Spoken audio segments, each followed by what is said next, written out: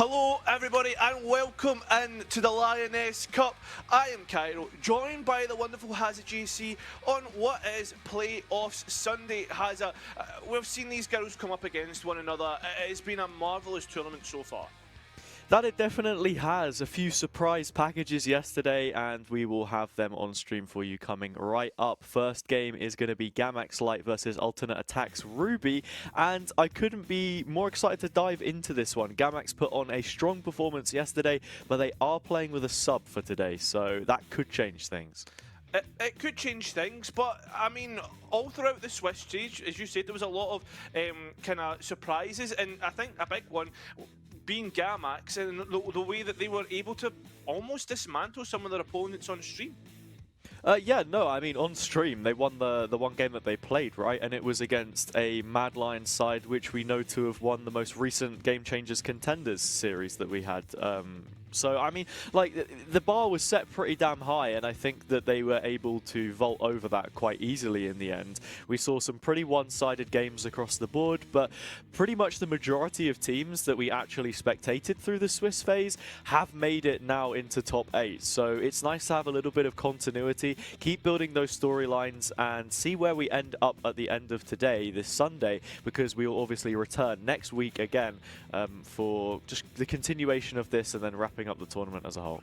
Yeah, and I think before we specifically get into this matchup, Hazza, we may as well just talk about the lay of the land, the way that the other 6 teams are in the tournament. We've obviously got Surrenderers, Beyblade Ninjas, Neon Blade, Scullies, Joker's Slay, and Meats. So, is there any like teams out there that you immediately want to talk about? Yeah, I mean, looking at this bracket, as I said before, we had every single one of these teams play. Meats weren't able to win their map against ITCS after going up 9-3 on the defensive side of Ascent. If that's something that they've been able to recover is a question that we'll have an answer to soon enough, right? This is a double elimination bracket, so there is a second edge to this. Each of these teams does have an additional life to maintain their position in the tournament and hopefully make it on towards next weekend. But in terms of teams that I actually do want to highlight, I think it's those couple that we see at the bottom, Beyblade Ninjas and Joker's Slay. Specifically Beyblade Ninjas, because the amount of quality that they bring into this, I think they would naturally be most people's favourites. But then to actually mention Surrenderers as well, this is a team which making top 8 I think was sort of like the bare minimum. They have a very high ceiling though, so we'll just have to find out if they can match that or if they're going to fall short. Yeah, they're almost like the Galacticos. I think they've got like a different player from a different nation every single time. For me, the one team that I want to talk about the most, Alternate Attacks Hazza, who's playing in this game. Jade, Ginger, Chrissy, Medica, and Harmony. Not Hermione, as I tried to name it yesterday. Named it yesterday, but the point is they look like such a well-oiled machine in the way that they're playing. Everything in terms of protocols, in terms of the way that they fight together, the way they take space. It's just beautiful to watch. Yeah, they did a very good job at preparing, or sort of not preparing, sorry. But I mean, yeah, they set up well for an underprepared LXT team, I think it's fair to say, or an inexperienced one perhaps. A lot of young players on that team. I know that one of the players was like only 16 or whatever, and you're not going to have very much experience at all if you're coming into a game like that. You know, I can remember I probably started playing competitively when I was like 14, but again, you're not gonna, you know, a team environment in comparison to like playing ranked is two completely different things, and it's nice to see people getting their foot in the door nice and early and building up those repetitions through opportunities like this in the off season, which I think are golden for racking that up. And on the Alternate Attack side of things, yeah, it's like two polar opposites. These are players which have been around the block, they know what the score is, and you expect them to progress. Yeah, exactly. And as I mentioned yesterday, it was we were speaking to Pichu, and they were saying to us that the last Lioness Cup was their first chance to actually get a good proper official, or one of their first officials. So I think that's always nice to see people continuing the kind of the pipeline of players coming through, and hopefully we see some of these younger players starting to rise up the ranks. But as for rising up the ranks, Gamax have been a surprise, as you've already mentioned. Lexa, Nisiples, and Annalisa. Oh my god, I'm terrible at pronouncing these names. Yukina and Anari. But yeah, I mean, with them coming in, Hazard, there was a lot of nice surprises from this team on Split. Yeah, there definitely were, and the main highlight that we mentioned yesterday was Yukina coming from KPI into this Gamax team, picking into the Cypher and playing a brilliant job of it against Gamax when you had Alessia. Playing against, I have to rewind my brain at the time. Mad Lions, it would have been Alessia, right, on the chamber. And they were two different roles, two kind of different play styles, I think, in the way that they approached it. And the Cypher was a big benefit to them.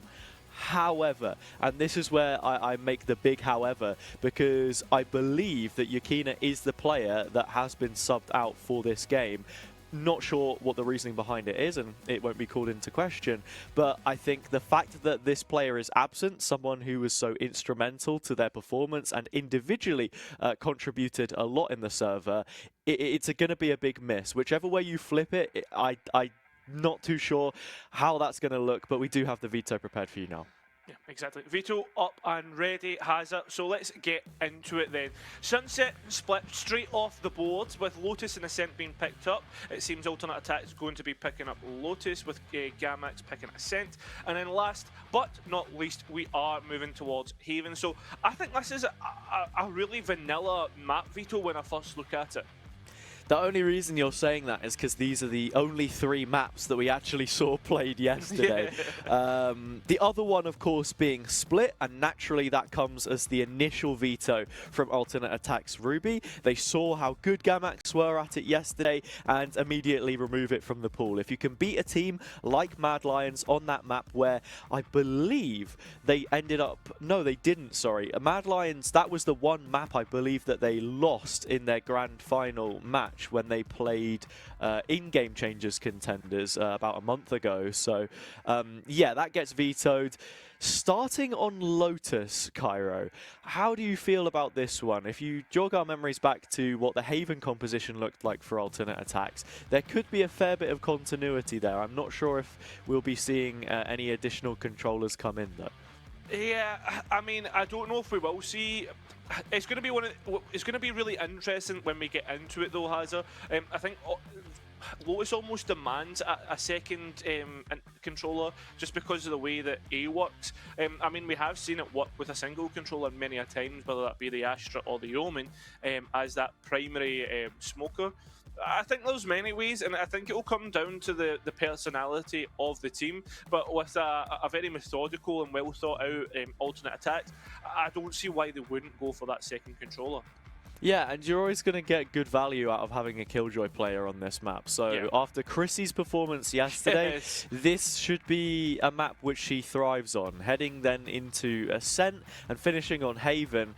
Ascent, a little bit more of an open one, right? You don't want to call it a coin flip necessarily, but both of these teams should have those fundamentals completely etched into the back of their minds by this point. Finishing on Haven, though, is a map where we know Alternate Attacks are capable, so if they don't find this first one, it does certainly open the door for some form of a reverse sweep.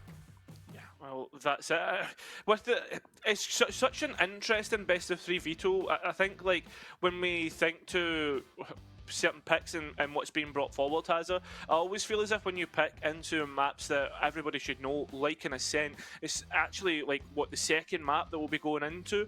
I feel as if you're almost letting the chance for the opponents to come in and take the veto from you.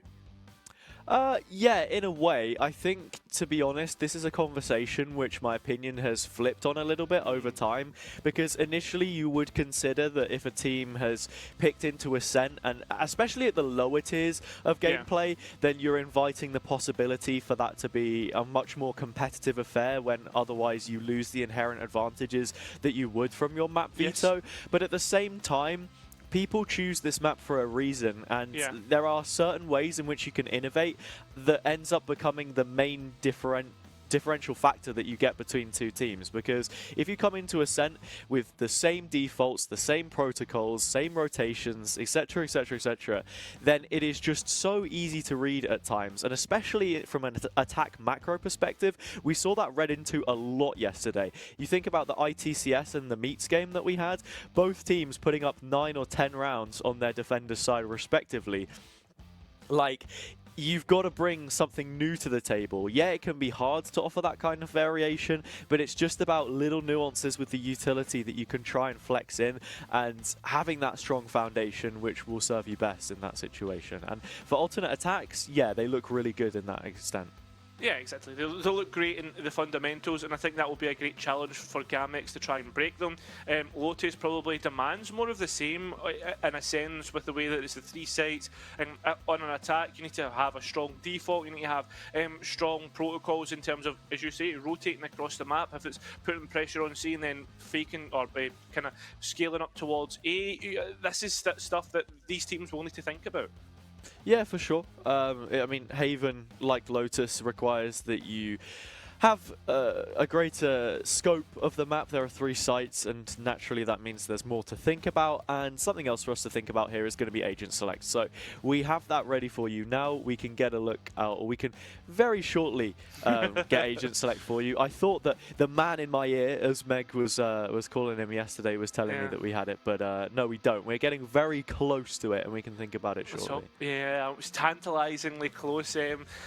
That's it. We're just waiting to get in towards that one, alternate attacks, and Gamex, and here we are, Hazza, straight in towards the agent select for the first game of the playoffs for the Lioness Cup. Here we have it. In terms of the agents that we're going to get, the first one to be fully locked in is Inari on the Breach, but look, if Jade chooses to elect the Neon, that is going to be something quite different to what we saw on Haven yesterday as well. You actually see we've got Blossy subbing in for alternate. Oh no, not subbing in. She's on the main roster. I just realised Medica is gone. Blossy is back. Of course, fellow broadcast talent in DAC, or at least used to do quite a lot of the casts that we saw there. So one to root for from our ends of things, I think it's fair to say. Yeah, Yomna coming in for Yukina. And elsewhere, Hazza, let's start talking about these agents and something that's maybe a little bit electrifying. We've got the Neon coming in, and an agent that I think fairly few tend to pick up in the Julius department. We tend to see the Raze or the Jet, which is quite exciting for me. The one that kind of comes to mind whenever I see a Neon on Lotus would be Tomazi, and I guess Jade, the next one to come in and make their name for that agent. Yeah, I know there's certainly more than one Jade in this competition that's capable of playing the Neon. We saw her yesterday, of course, playing the Breach, but was known for being the duelist at her time on Ascend. Heading into Lotus now. Yeah, it's the question of how much value can they get from this Neon, and more importantly, how much of that is going to come on the defender's side, because I've seen a lot of teams try and run a similar composition but really struggle with getting the same kind of responsiveness out of their proactivity than you would a Raze, for example. Having a paint shells to just lob towards root early round, it's really simplistic, but it does net you some much safer early A control than it would trying to, concuss them with a relay bolt, try and, use your high gear to sprint up to rubble as quickly as possible, and usually dictates a little bit more coordination from the rest of your team. But if you can pull it off, then it is worthwhile. And just to confirm, these are the agents that we're going to be getting. Yeah, there was just a little bit of an issue on one of the players' sides, but we've managed to sort things out, and we're heading straight back in. Doesn't surprise me that alternate attacks has went for that double controller that we were talking about previously. On the side of Gamex has it going for that double initiator as well. Imagine Yomna will be picking up one of the Sentinels. Imagine a KJ or the likes. Yeah, filling in for Yukina, who was on the Sentinel role yesterday. It is expected that that's the mantle that they end up taking. And Yukina, being a new player to this team as well, from a KPI side, which made it into playoffs, I think it was a couple of series ago now. Yeah, Gamax hadn't really been hitting the heights coming into this tournament, so to be honest now, I am ever so slightly worried that they may not be able to hit the same kind of form that they had yesterday. And looking at the composition already, double initiator, single controller, doubling up in that aspect on the alternate attack side does make this one interesting, because there are some succinct compositional differences between the two. Yeah, it's almost like raw power to get your duelist in towards positions from the side of Gamix, and on the attack, well, alternate attacks, they'll be a little bit more, I'd imagine, methodical, taking things slow, scaling up through the back of that Viper wall and trying to play with their opponents. A lot of players stacked outside A main, as you'd expect. Imagine aided by that breach stun. Blossy gonna feel the wrath of that early on. Yeah, or at least play the timing. Already Poison Orb and Toxic Screen going up, but a deep line Killjoy setup and an early rotate coming through from Gamax. Team name is currently just the opposite way around, but that should be resolved shortly. Gone to the site without much contention either, and Jade finding the first pick, and this guy trying to get in and amongst it.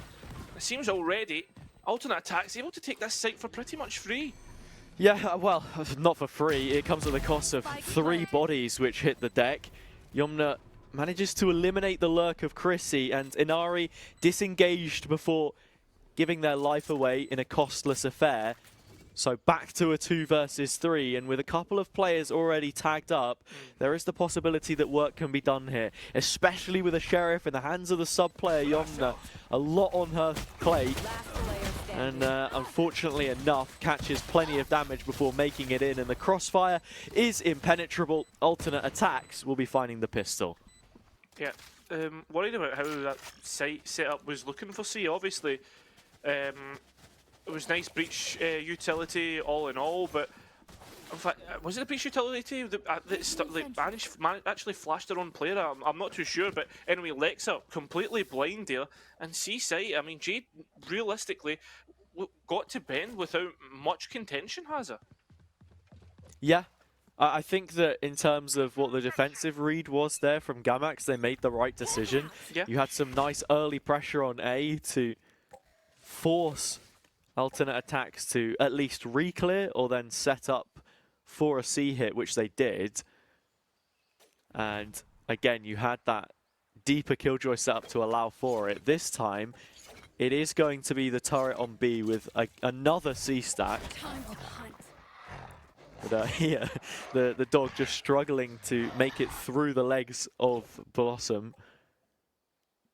Now finally, they can begin to move towards A, and yeah, Gamax are probably only going to know about this by the time that spike has hit the ground.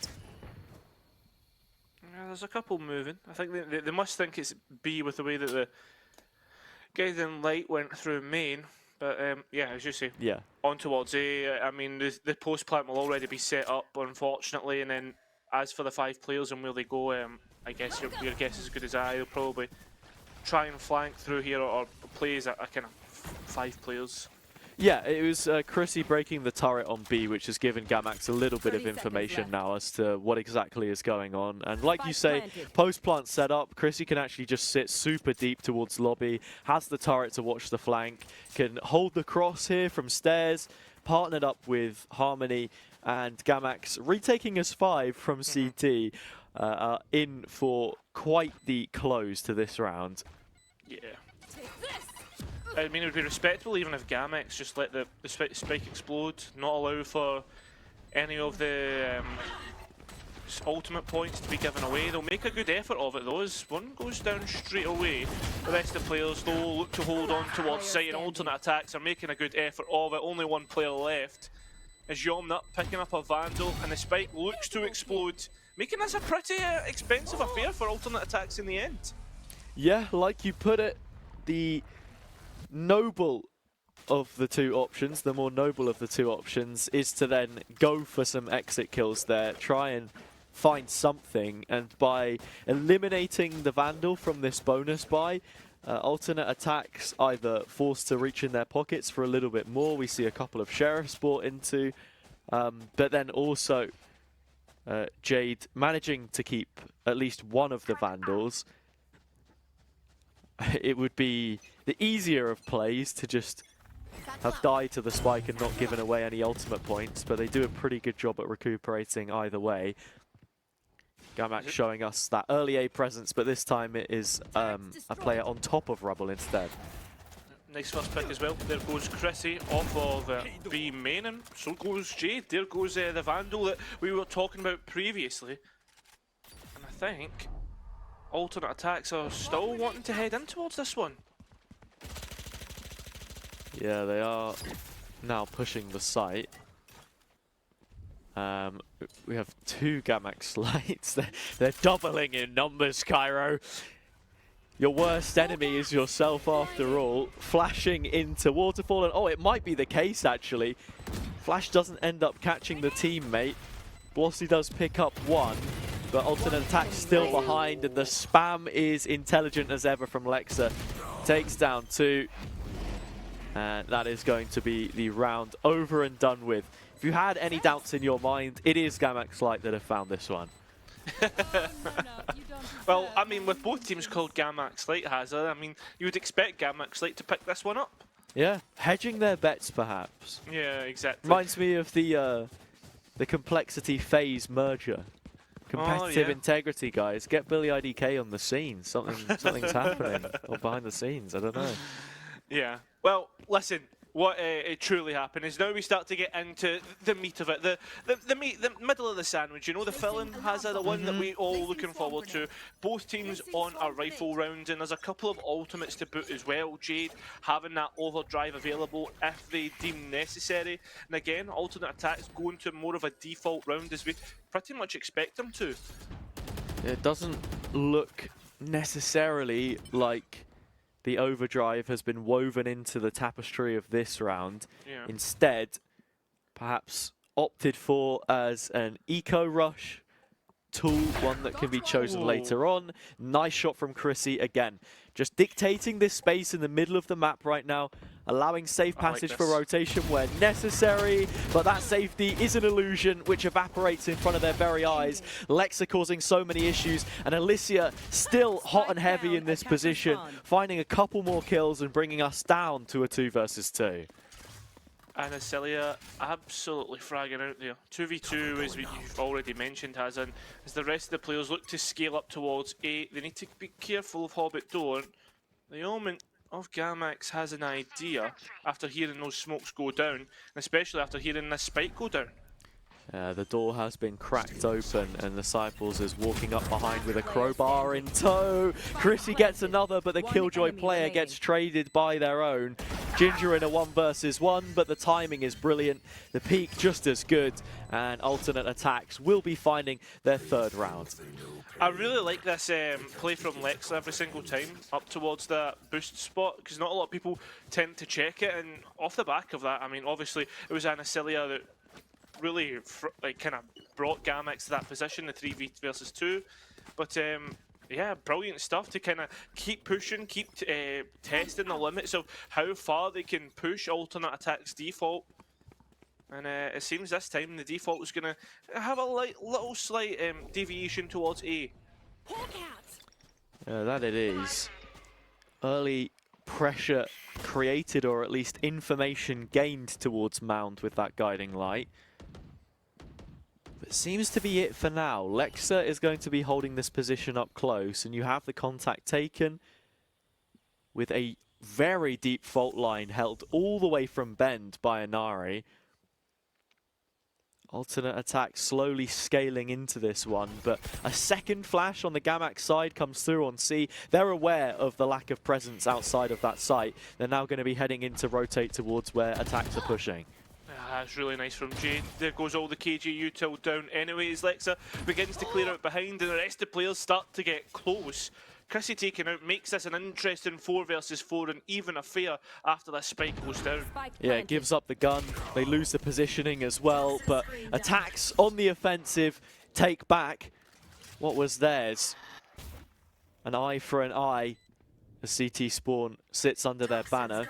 Both players now coming in through B, and while they may have weapons to assault the offensive, it's not going to be ideal. Still a 3 versus 2. Spike timer continually running down, and even with the showstopper invested, Lexa's stunned up. Matters not. It's already a quad.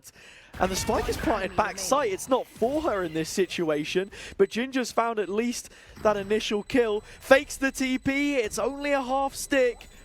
Needs a little time, but there is none left. They've done just enough, and Gamax falls short. Gamax do fall short. Has a again. I mean, alternate attacks. They're trying to fight more and more towards that CT position. I think probably the biggest point about that, the showstopper made that a contentious affair. But I think in the end there was enough to deal with that through Ginger's own heroics. Again, at the same time, you can't doubt it because they didn't expect Lexa to probably invest the showstopper in that position. Yeah.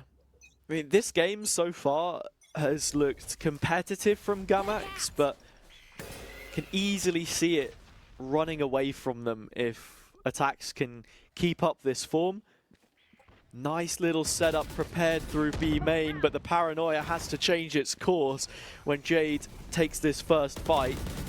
Yomna behind the boxes, spam coming in, doesn't catch anything just yet, but Attack should be aware of the hefty player numbers that sit on the opposite side of the smoke. Gamax seem to be thinking this is going to be an A play.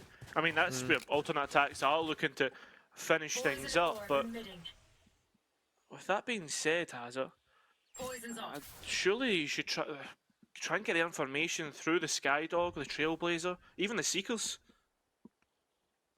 Well, on the Gamax side. Oh, totally read it wrong. I was going to say, I mean, like, to be fair, it is an eco, so I fully respect the gamble stack that they've gone for here, and the read could be right. At the last minute, a right hook is being thrown, however, and attacks are starting to scale towards this B play. They've already bust down the door, and Chrissy is coming in late to try and pick up the pieces. The screen drops, and she finds yet another. The first kill on the round, but it comes at such an impactful point. Alexa being able to escape through Hobbit door has picked up a couple with the help of Inari. Harmony getting in and amongst it as well. Her Majesty, well, it certainly does not seem to be the case any longer. Now it's Inari with the Vandal. Plenty of util to help themselves out, but a nice double peek will shut that down 5-1. And alternate attacks don't seem as if they can be stopped on this one. Yep. Nowhere near being dethroned just yet. The usurpers to it, not giving us the best of performances, the sharpest you could say. And yeah, it was just a nice read from alternate attacks there, not to get caught up in the A play and walk into that stack. At the same time, the B adjustment late has to be so well timed, because if you're catching Gamax halfway through a rotation when they've just gained the A information, they can set up for B even easier than they would an A stack. The fact that they wait for the players to be in position before making that decision was pretty well placed. But yeah, this is something that we've seen Gamax do quite a lot. Like, even in the beginning of that round, whether they're on an eco or if they have guns, you'll see them very often leave certain lanes of the map open and just stack a lot heavier, try and condition alternate attacks in the setup rounds into being more cautious of positions like Rubble, for example, where we've seen Blossy playing through late rather than going for that initial presence, knowing that they have that control. They can just play a much slower game or invest more resources into defending certain areas of the map on an otherwise attacker-sided one. I mean, if I'm being honest, if I'm Gamax late, I would like to see them be a little bit more aggressive. I know, as you say, they have been initially, but just to continue that forward, try and make the map a little bit... I don't know if that's a fat finger. Yeah, I think it is. I do not think that Jade was looking to ult there, because she stopped in her tracks. Gamax now expectantly waiting for the Ooh, Neon to push in.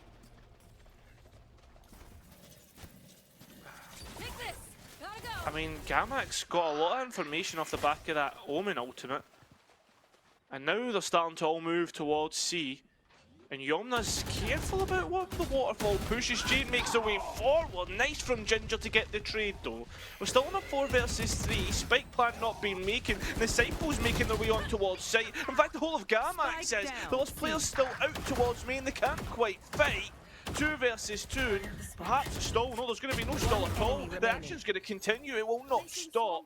1 player left, and Acilia against the world, or 2 in this case, needs to stop the spike getting down. Both players for alternate attacks, worrying about where the Sky is actually playing, left and right of the pillar, and it looks like it is just going to be on towards B for the spike. Yeah, not giving them the opportunity. And Acilia puts a flash outside of C, and here's the door turn for a second time. So, knew that the players were separated from one another, but the Viper's pick going up gives a little more of an insurance policy here for alternate attacks in their post. Blossy's up close, and Acilia vying for a spam to connect, but gets shot the opposite way, and that will be a 6th. Yeah. Oh well, well played in the end, and I mean, it was a bit of a crazy round. I thought when the site was taken that the spike was going to go down, but it was nice to see Disciples take the chance that they took, and on towards C. Yeah, I think, to be honest, Gamax Light there did a good job of knowing when to play retake. They weren't immediately challenging the site, or at least the opportunity that they had was thwarted. So you saw the Rolling Thunder and Seekers come in late. It was well coordinated, but then alternate attacks bring you back to this slower paced set of fights where they're just a little bit more quality in terms of individuals there, I think. It's where they end up winning out, and you'll see it here. Case in point, 2 fights, 2 kills. B site open for business. Really nice latest dismantled as Jade, though looks to go a little bit further, supported by their teammates. The paranoia being namely the piece of utility. Chrissy though is the one to be felled, and they don't know where the Neons escape to. Got an idea that it is going to be sight as they just get a momentary glance at it. Elsewhere on the site, there seems to be fights taken on all fronts. Lexa taking the opportunity, but missing the first shots will cost them. It's now up to Yomna, all on Waterfall, and well, the Waterfall's not the only thing falling, has it? The tears of Gamax Light continue to fall.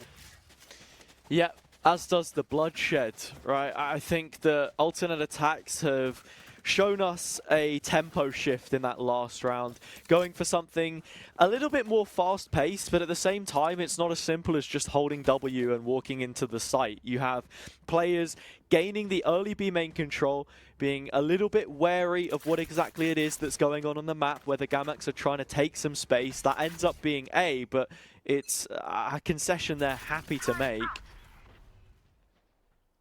Gamax trying to pull a reversal here and go for the same kind of space that was taken from them in the previous. Chrissy under pressure, but just look how many attacking players flood in to support her on that initial contact.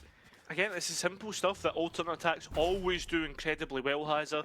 Fighting together, trading off one another, and again, case in point, as you usually say, about the way that the fights have been taken. Gamax now looking to explore the rest of the maps. There's even an ultimate port for them to take, and they're not going to, which I feel as if it's a big missed opportunity. A nice shot from the Sky, but still that won't stop the spike from getting down. Yeah, you're going to need a few more of those if you want to win this round. Yeah, Disciples has managed to recover the Bulldog from her fallen teammate, but Blossy looking the wrong way. Okay, things are starting to fall into place, but just when you think that there's some life to this round for Gamax, Jade will strip all of that back. And now looking at the post-plant setup with the nanos and utility that's available, you would think this is a done deal. A finished exchange. Still Chrissy in play and plenty of opportunities to win this for herself. And Acilia doesn't take up the option of the initial duel. And I believe we're going to see Yomna getting detained. So while Chrissy will be hunting to try and find this kill, She doesn't have the greatest of ideas where the player actually is, and well, catches them nearly as the gun re-equips. Spike already detonated. That's an 8th round now for alternate attacks. Yeah. I don't know how many times we've seen Gamax like still get that last kill. I think 2 or 3 times now. Maybe not a lot, but yeah. Point is that Gamax like now need to start getting some rounds on the board, not some kills. I mean, all the players are fragging out. I mean, Yomna, Alexa, they're finding these chances to take the fights. They're just not being able to push it across the board. And 2 of those ultimates, the Lockdown and the Showstopper, should be enough to just edge them closer. Should be. Question of whether that pans out or not. Again, nice peek from Jade. Gets up close on the angle and then peeks out supported by the rest of the team, whether she needs it or not. It's a double entry that she's managed to find on this round. Harmony coming late on the opposite side of the big door. Jade's found another, running into the enemy spawn. And now, once this door opens up, it says goodbye to the players on the Gamax side, because there's a pincer coming in from both ends. I mean, really, every single thing that they're doing right now is getting absolutely destroyed by alternate attacks, because they are set up so well to punish any kind of these plays that they go for. Yeah, I mean, Jade has been on an absolute storm, has it? 15 and 7, like, you can't underestimate the amount of times that Jade's been able to get the entry frag in these rounds, especially on that B main position. And again, back to a lesser buy, or not a full buy for Gamax Light. Yeah, we didn't exactly see Jade be star of the show yesterday, because she was playing on the Jet, on Haven, on the Op, Feast or Famine. You either get the engagements or you don't.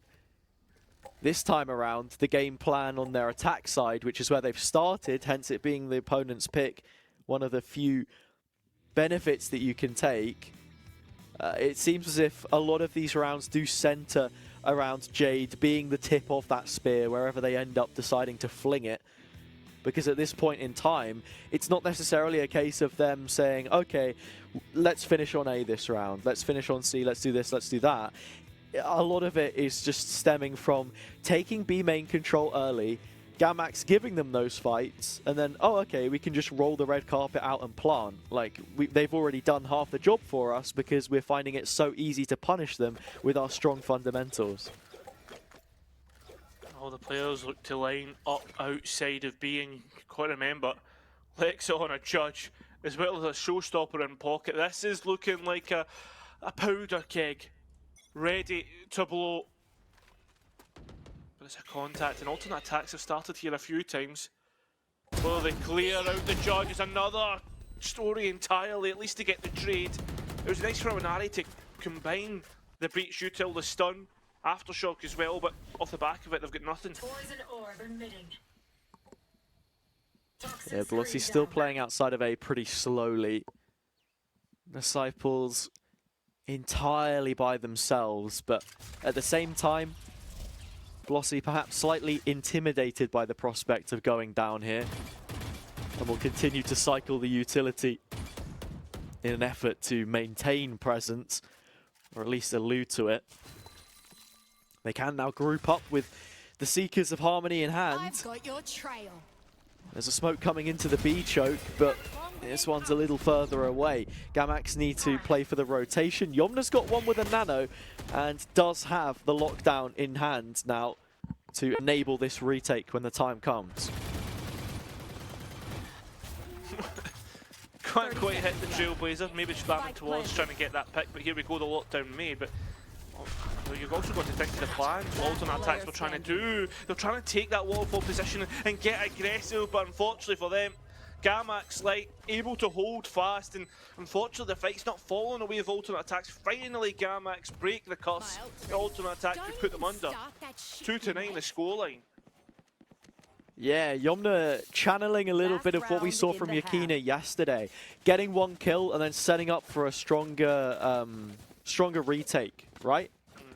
Like, you know, preparing for it. You get one with the nano. Yeah, it's a little bit cheap, but you take it every day of the week. Lockdown gets placed, and with alternate attacks, caught in two minds, whether you're trying to break the ultimate or go for the gun duels, ends up in a situation instead where you pick up a couple free kills off the back of it. So nicely done. Second round on the board. We saw how important that third was for ITCS yesterday. This feels like a bare minimum if Gamax has to stay alive on their own map pick come the second half. It's crazy. One smoke has completely stunted alternate attacks at this point. And they're a little bit worried about this main take that Gamax like had done so frequently. And that's actually used up a fair bit of utility. I mean, we've seen a snake bite go out, a guiding light as well has it. So a fair bit used up. Yeah, and Acilia re-clearing some of this space with the Trailblazer, but it's quite slow in the end, understanding that if she ran it out into the open it would get shot instantly, so waits for the dark cover to fade before looking for the information. They know about this, Gamax, and I think the big thing here is that you've lost your Trailblazer, your dog coming into the retake. Does happen to be on B this time around. Again, the combination of utility has been superb from alternate attacks. They take all the space in the site, they flush the rest out. Seeker's beneficial for highlighting Chrissy's lurk and late play outside of rubble, but I don't think the Seekers actually managed to catch her. It has fanned off somewhere else and allowed for the operator to do the business. Still a 3 versus 3 coming back through. One enemy remaining. Well, the players from Hobbit Door have done the business, and now Inari left in the 1 versus 3. I'll make that 2 now. Still making this a contentious building, but it's not really going to be. His Harmony manages to push it over the edge, 10-2 the half so far from the alternate attack side on the attack. As they move through on towards the defense, I mean, they've got plenty of utility for stall. More looking towards that Viper and KJ setup that we tend to see on C Hazard. I mean, I'm wondering how they're going to try and set up Jade as well into aggressive positions that the duelist can take. Yeah. Pistol round now, and this is ultimately do or die for Gamax Light. At least in the opening map. We go into map 2 with it being Ascent, and look, if you want to paint that discussion of it being a more open map to choose, then yeah, it does invite the possibility that they can turn this one around, but at the same time, with the manner in which we've seen this first map pan out, and just how solid alternate attacks look to be, it all starts here. And as it starts, it quickly ends. Jade finds a couple of headshots, giving them an early advantage, and it doesn't look like she's done here either. One enemy remaining. No, certainly isn't done at all. And there it is, the round's completely over. 11-2, and I mean, what more can you say? Jade is having a fantastic game, I think. That would be one way to put it. Already brought up into a Vandal, but even there, the supportive utility is just so good. You were speaking coming into this game about how Lexa with 2 initiators can probably benefit from claiming more of that space, and yeah, we saw a bit of proactivity on the defender's side, but none more than was necessary really when you consider the A control that they had and how many times the spike still ended up getting planted on the same site. I think that the initiation with the Sky has been more than enough for Jade to get underway, and even then she can do most of it by herself. Lexa will on this occasion. Util coming in, and Jade teed up for another triple kill. Nice fight back from Lexa. One enemy remaining. Lossy has completely shut it down. There we have it. We're moving on towards map point. There we are. It is map point on their opponent's pick for alternate attacks, with a difference of double digits between the two. 10 rounds. And everything that Gamax can muster up doesn't look like it's quite going to cut it. Couple Bulldogs, 3 in fact. Vandal and a Marshall. if there are any positives to highlight from the Gamax side, Caro, I don't know. What would you begin to list off? How do they find a way back into not just this map, but the series at large? I mean, this one particularly, just holding crossfires and being prepared for Jade's aggression, they're just not at all, Hazard. At every opportunity, alternate attacks have been able to take a mile when only an inch should be given. Yeah, at least but this time, they're holding it down. Exactly. That's what has to be said about this round. Gamax have now punished the overzealousness of alternate attacks, which leaves Chrissy in a 1 versus 3. Has a Vandal at her side, but no utility to work with. She leaves that behind her on A, as this map could be left in the past as well, if she has anything more left to say about it. Players, Chrissy can't even find where they are. There's still util to throw. As all the players look to stack up against it. There we have it. Finally, Gamax get the round over the line, not allowing Chrissy any opportunity. So it's a nice start, Hazard, you know. Now they need to look to win the next one, which ideally looks to be a big swing round in terms of the economy. Gamax, you know, I mean, if they can start to get that, put alternate attacks onto an awful eco cycle, and that's a start to getting things underway. Yeah, 100%. A few more rounds like that will not go amiss for Gamax Light. Alternate attacks perhaps getting a little ahead of themselves, but still in a position to be buying up a set of guns. Jade with the overdrive coming into what is only the 3rd round of this half. So, you know, an opportunity for her to drop a weapon to a teammate if necessary. Glossy gets shut down early, spam is good, connects with the paint shells. Chrissy, a lot to do from this position, but she's done more with less before. Only good for the 1 this time before dying.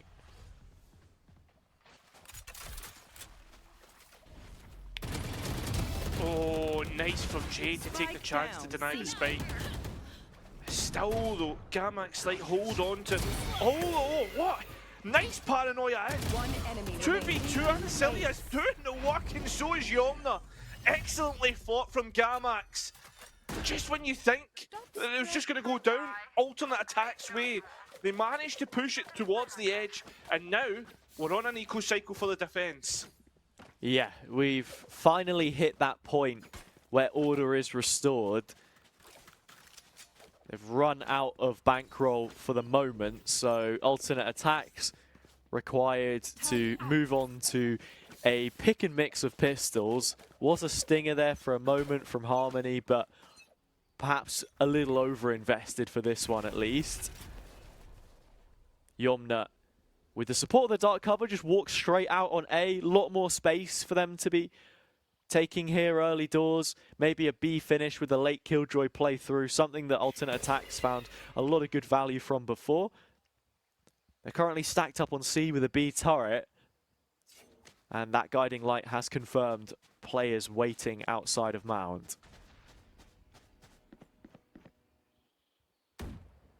Was contact being taken from the KJ there, that's why the first shot came off from the Omen. There hasn't been much of a budge from C from alternate attacks, and by this point, I mean, Gamax have already taken the site. Chrissy not wanting to stick around for any of the gunfights and has respected the push that Gamax have gone for. There is a flank underway. Oh, there is. Jade bounding up and down, shorty in hand, but whether she is gifted the close range fights that she would have been hoping for or not is an entirely different question, or maybe she'll fling the odds to her favor. Running in, finds the kill, now has a Vandal, and the ult's still available. Is there anything about this round for alternate attacks? Surely you would have had it as a write-off. They came in with absolutely nothing, but Jade is giving them everything and then some. Inari backside, caught by the weapon of Harmony. Can't do any more. The spray is not one to be looking back on. Gamax pushed, but not done yet. Jade close to hitting a 30 bomb as well. Chrissy's picked up the op to hold down that I was going to imagine, or thought it would be the A lane, but it's not. It's actually moving towards a bit of a B play, or even C. I like this setup though. This is something that we have seen from many tiers. The Viper and the KJ tending to play towards C, to play a bit more stall. Obviously the Op's going to be taking first contact here. Yeah, a little jump spot. Chrissy on the operator again. We saw her using it on the final round of their attack half. I mean, it's just horrible to play against when you've got this lurking Killjoy who's picking you off. Lockdown coming in for B. Rolling Thunder, Showstopper. Few more impactful ults available. Glossy is going to try and snakebite this as late as is humanly possible, just to stop them taking extra space, but Lexa's Blast Packs has already got her all the way up into Waterfall. Spike planted. Showstopper, Fuse, tripped, but no kills found, just the space, and they'll be trying to close this space back in, and they'll do exactly that. Jade on the opposite extremity, a couple of her own. It's a 1 versus 4. Cairo, this map is done. This map is done. Alternate attacks, fighting back in pretty successfully. And yeah, I mean, what more can we say other than the fact that alternate attacks were pretty much just dominant?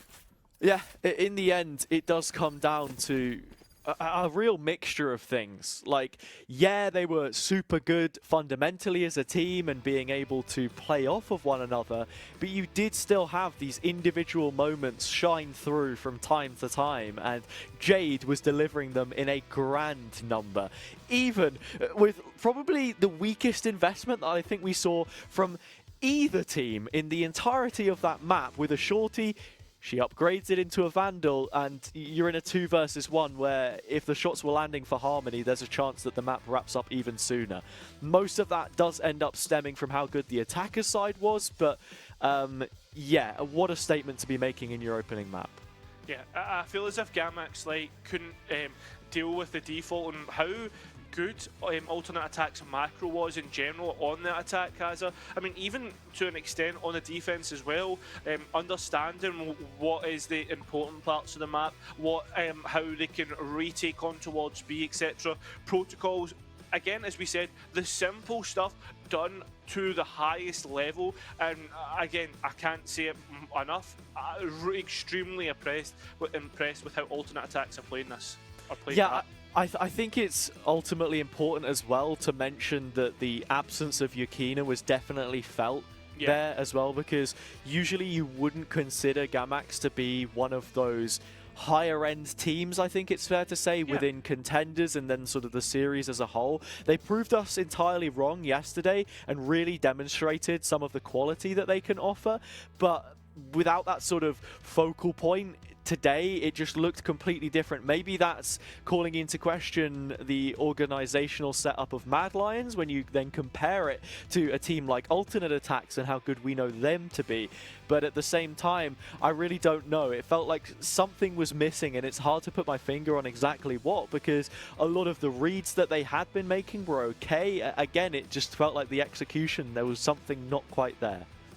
Yeah, well, I'll tell you what is quite here, Hazza. We're going to take a 2-minute break as we get ready to set ourselves up for map number 2, which will be Ascent, and it's time for Gamax Light. Oh. But before we go, we have a graphic for you, Cairo. We have a graphic. The Cairo aliases for Harmony. We have day 1, Hermione, day 2, Her Majesty. What will day 3 or 4 have in store for you? You find out soon. Plenty more action to be played today, though, of course, after the break.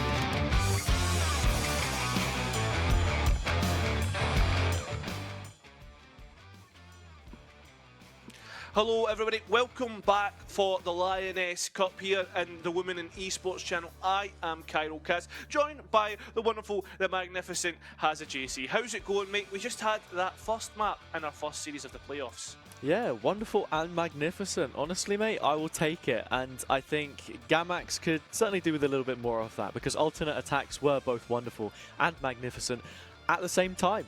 It looked like that for most of the attacker side. The defense had, you know, its bumps here and there coming into their own pick. I believe that, you know, Gamax are probably going to pick to start on defense for that reason. This could set them up quite nicely to get back in the door, because they really need it. Yeah, I think they do really need it, but another thing that we need to talk about here, Hazza, alternate attacks, if they are starting on the attack, have already shown us how to attack.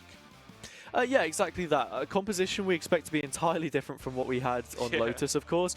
No Neon or to be played on Ascent unless they've got something like crazy planned for us, which would be a nice change of pace, honestly. We saw Ascent played quite a lot yesterday, and again, it just comes back to those basics. There's really no other way that we can put it here on the desk, but you're going to be tested in how you play retake, how you set up to defend a site, what utility looks like, just all of these default plays. Again, it should be ingrained by now. This is a map which has been out since the game's official release, leaving beta into the sort of first preliminary versions. And yeah, it's been in active rotation since then, and we already know what the agents will look like, of course. Yeah, exactly. I mean, for ages we've been calling for something to try and stop this stagnant meta that we're currently in. We expect the same 5 agents across the board. I guess we've seen something of a variation from a couple of teams, but I don't think anything that's concrete enough to really shake things up. The way that you put it sounds so funny, honestly. I'm expecting you to be part of like a picket line outside of Riot HQ with one of those like boarded signs that says, "We want to stop this stagnant meta." But like, no, I think, again, it just comes back to this conversation on Ascent. It's usually going to be the same 5 agents. We've seen like a little bit of innovation, teams wanting to run double controller, maybe like Phoenix from time to time. Saw it played in the French league quite a bit, and it was a big asset to Gentlemates actually finding their way to VCT 2024. But for the most part, like, yeah, when these teams do end up innovating, they play against the standard comp. The standard comp does what it does best, and it beats you. And then you're like, well, like, what do I do? Do I commit to this idea that I've got and try and like develop it further, or just go with what works? And 9 times out of 10, you just keep going with what works, and that's why we're in this position, I suppose. So yeah, like, it's not ideal, but at the same time, it just means that we are really like scrutinizing and pinpointing what exactly those mistakes end up looking like when they happen. Yeah. I mean, that's what we're slowly getting to. I mean, I don't know if Mr. Producer can just chuck us up the map veto anyway. The voices in my head. No, that's a no.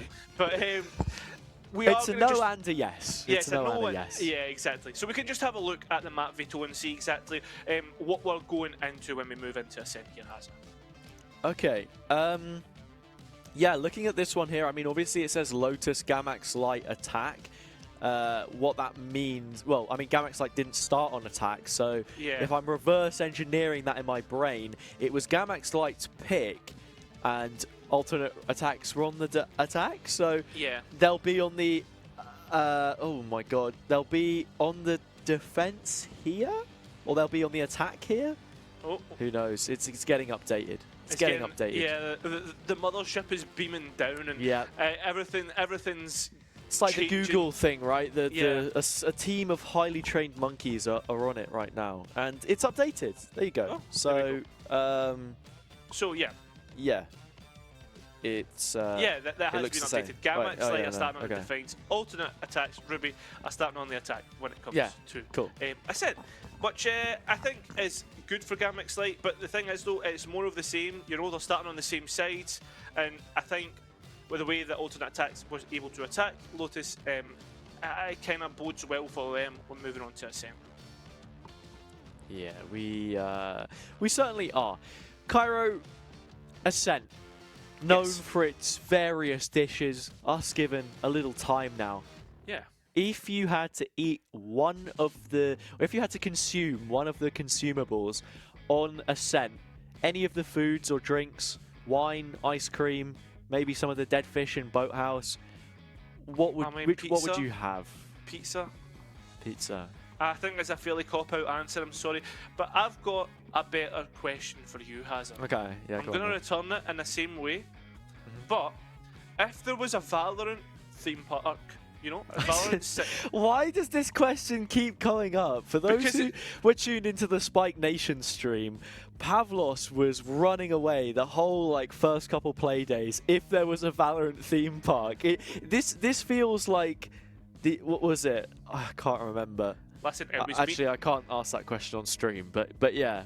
Listen, it was me and Aker that started it. That's all I'm saying. Would you rather have a Valorant daughter or a Counter-Strike son? It's that kind of question. Do you know what I mean? Bill, the point I was going to. Well, actually, there's actually something to talk about here. Oh my God, it's Phoenix. Yeah. Okay. Cool. You know what? I like this a lot, but the thing that makes it a little more interesting for me, Cairo, than anything else is that this is a double duelist as well. So what the Phoenix is doing here, and this is the same composition that Wild were playing in the French League, kind of inspiration for Gentlemates to actually have sort of added that to their own compositions. Yeah. Is that it's replacing the KO basically. So you are going to miss out on a little bit of information. You're going to have not necessarily less tools for your retake. It's just going to look different as well. Yeah. No null command in terms of ultimate ability, and you're just looking at building up those orbs, right? It's getting run it back online once every 3 rounds or so. That is pretty much the benchmark that you've got to be hitting for this to have the right kind of value. Exactly. I mean, we couldn't have put it better myself. As for how that actually looks in terms of how alternate attacks want to play, I mean, obviously, I think one of the more popular strategies or plays that we tend to see here, obviously, is the kind of push on towards tiles, which I think has been innovated to more of a main push, remember, if we saw it. So kind of gives you an idea of ways that you can play that Phoenix. Yeah, it certainly is.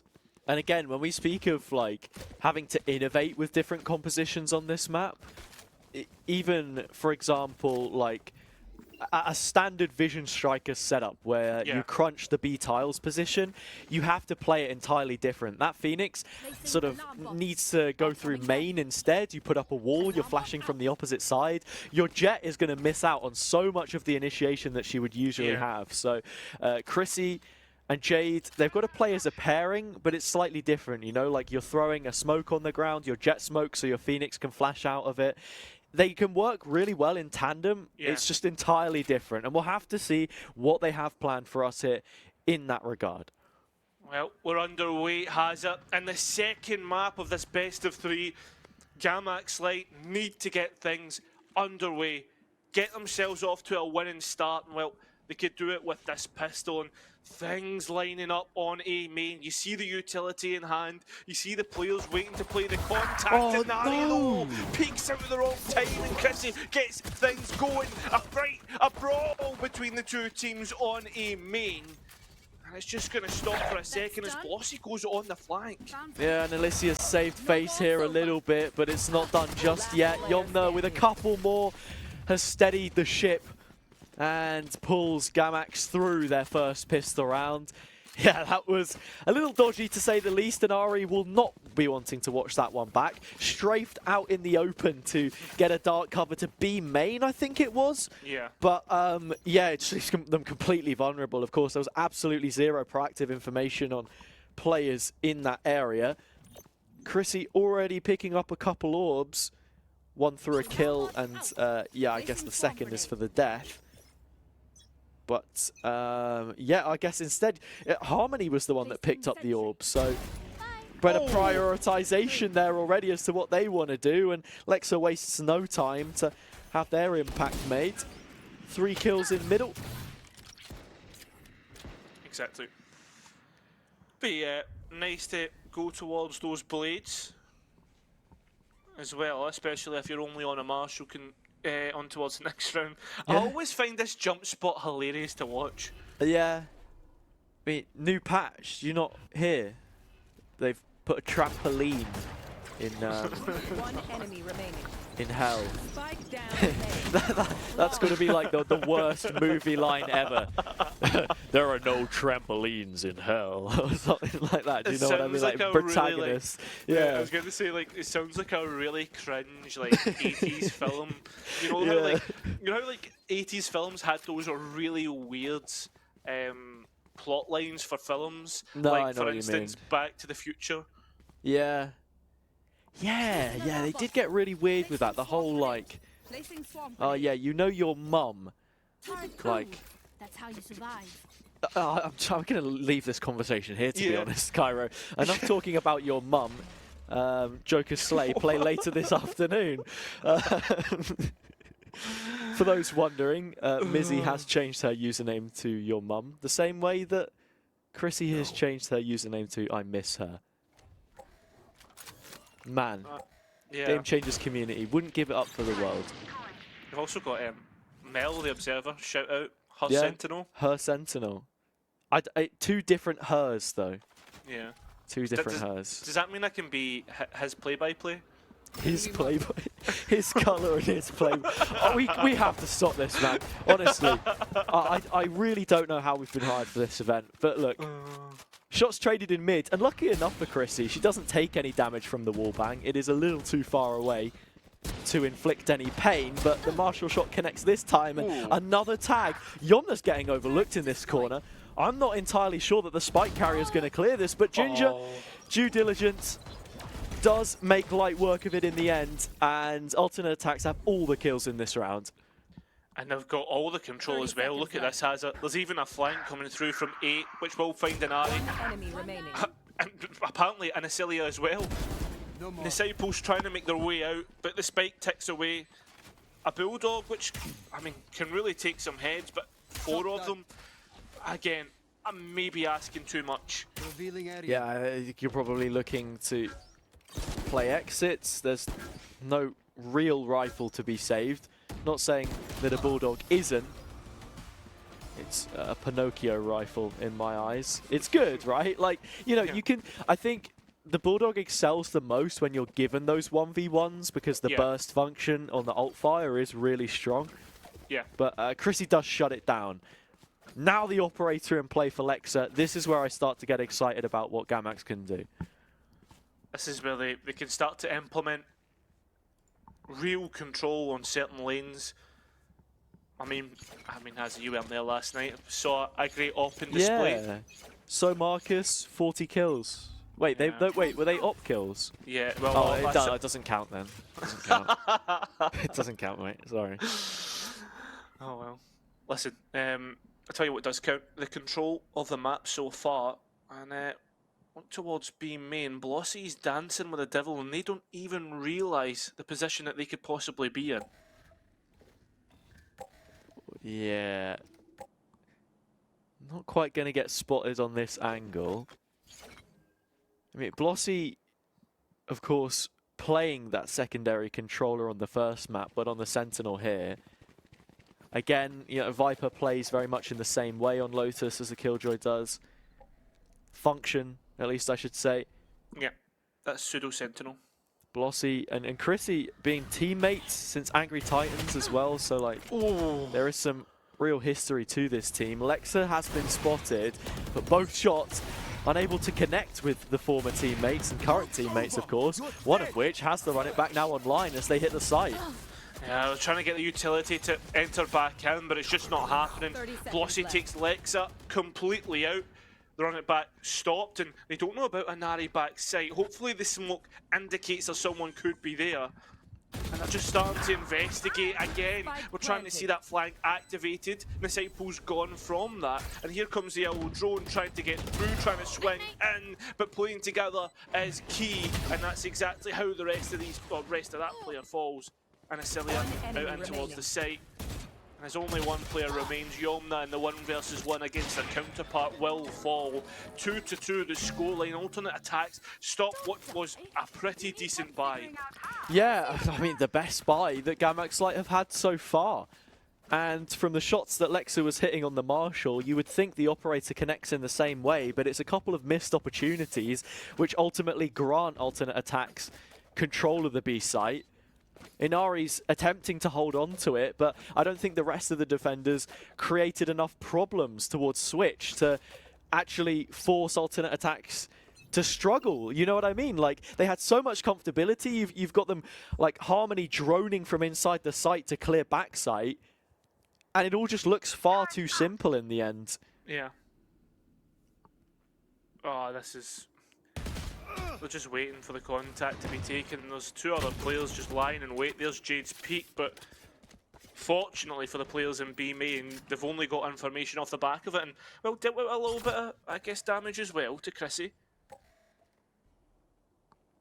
Yeah, you're seeing Blossy moving through mid, trying to take a little more space, enable a pivot of sorts.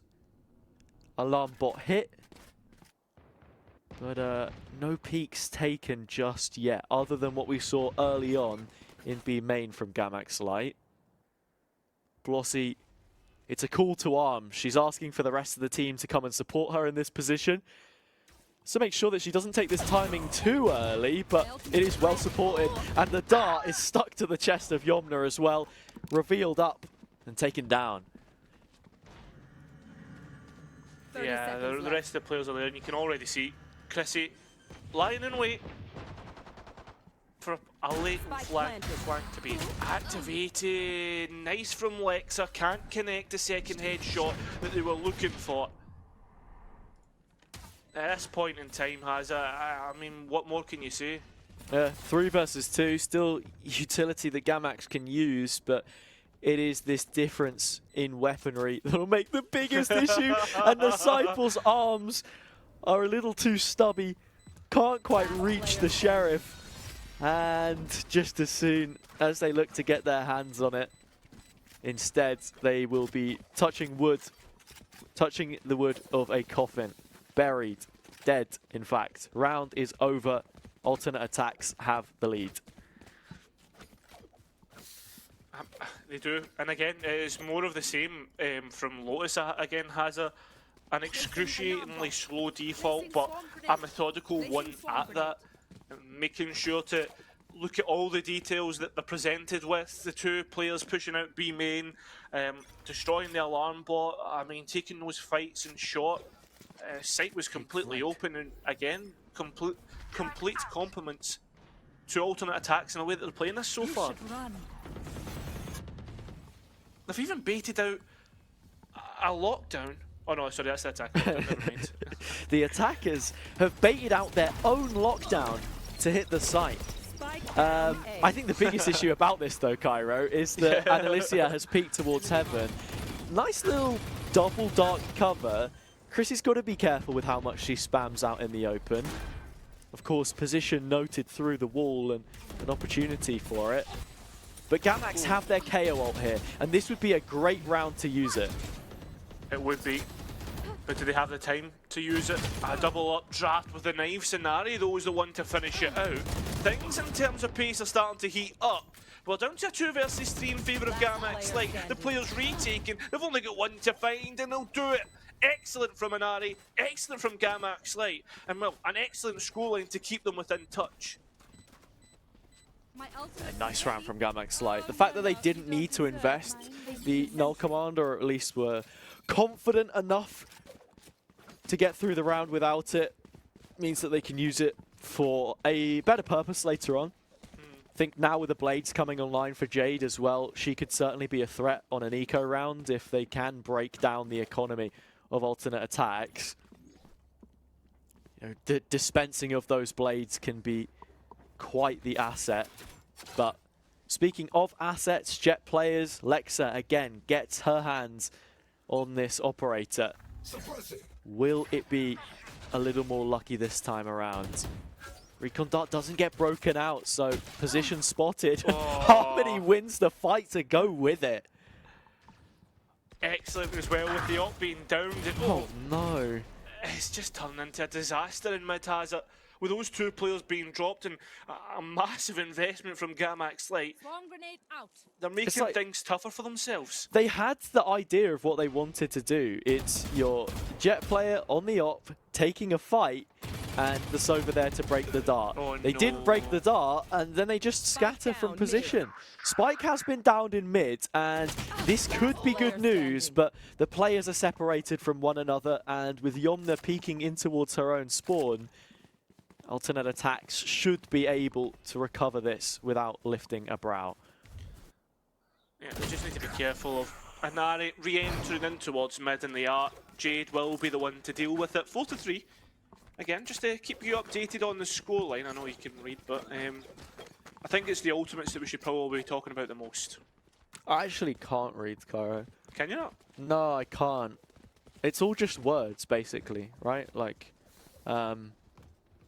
yeah, just remember it all. Trailblazer. This is one thing about being a caster. When you actually know what the ability names are, Yeah. you get flamed in every single ranked game. Because I'm like, oh, he's using the gate crash. And Yeah. people were like, what on earth are you talking about? You know? Yeah, the amount of times... It's a blessing and a curse. Yeah, and then the amount of times like you get like some guy like, bro, just call it Skydog or something. Yeah, you know what I mean? tell you what though, if you are in a room of Valorant fans with a Wikipedia page though, it does make a pretty good party trick when you happen to know what all of them are called. So Yeah, that's true. That's true. the one niche use for it, other than its main function. Yeah. Gamax on pistols, they catch Ginger off guard. It is the spike as well, and an upgrade. With a lockdown, how far does this go? If Jade finds these 2 kills, it might not be very much. I mean, you've got a lockdown to perhaps delay, and I mean, they're thinking about investing it. I don't know how much they'll be able to stall off this push from alternate attacks, and well, there goes the rifle that was found out, and well, perhaps the rest of the players with it as alternate attacks just overstrength their opponents, and yeah, there we go. Yeah, out-muscled.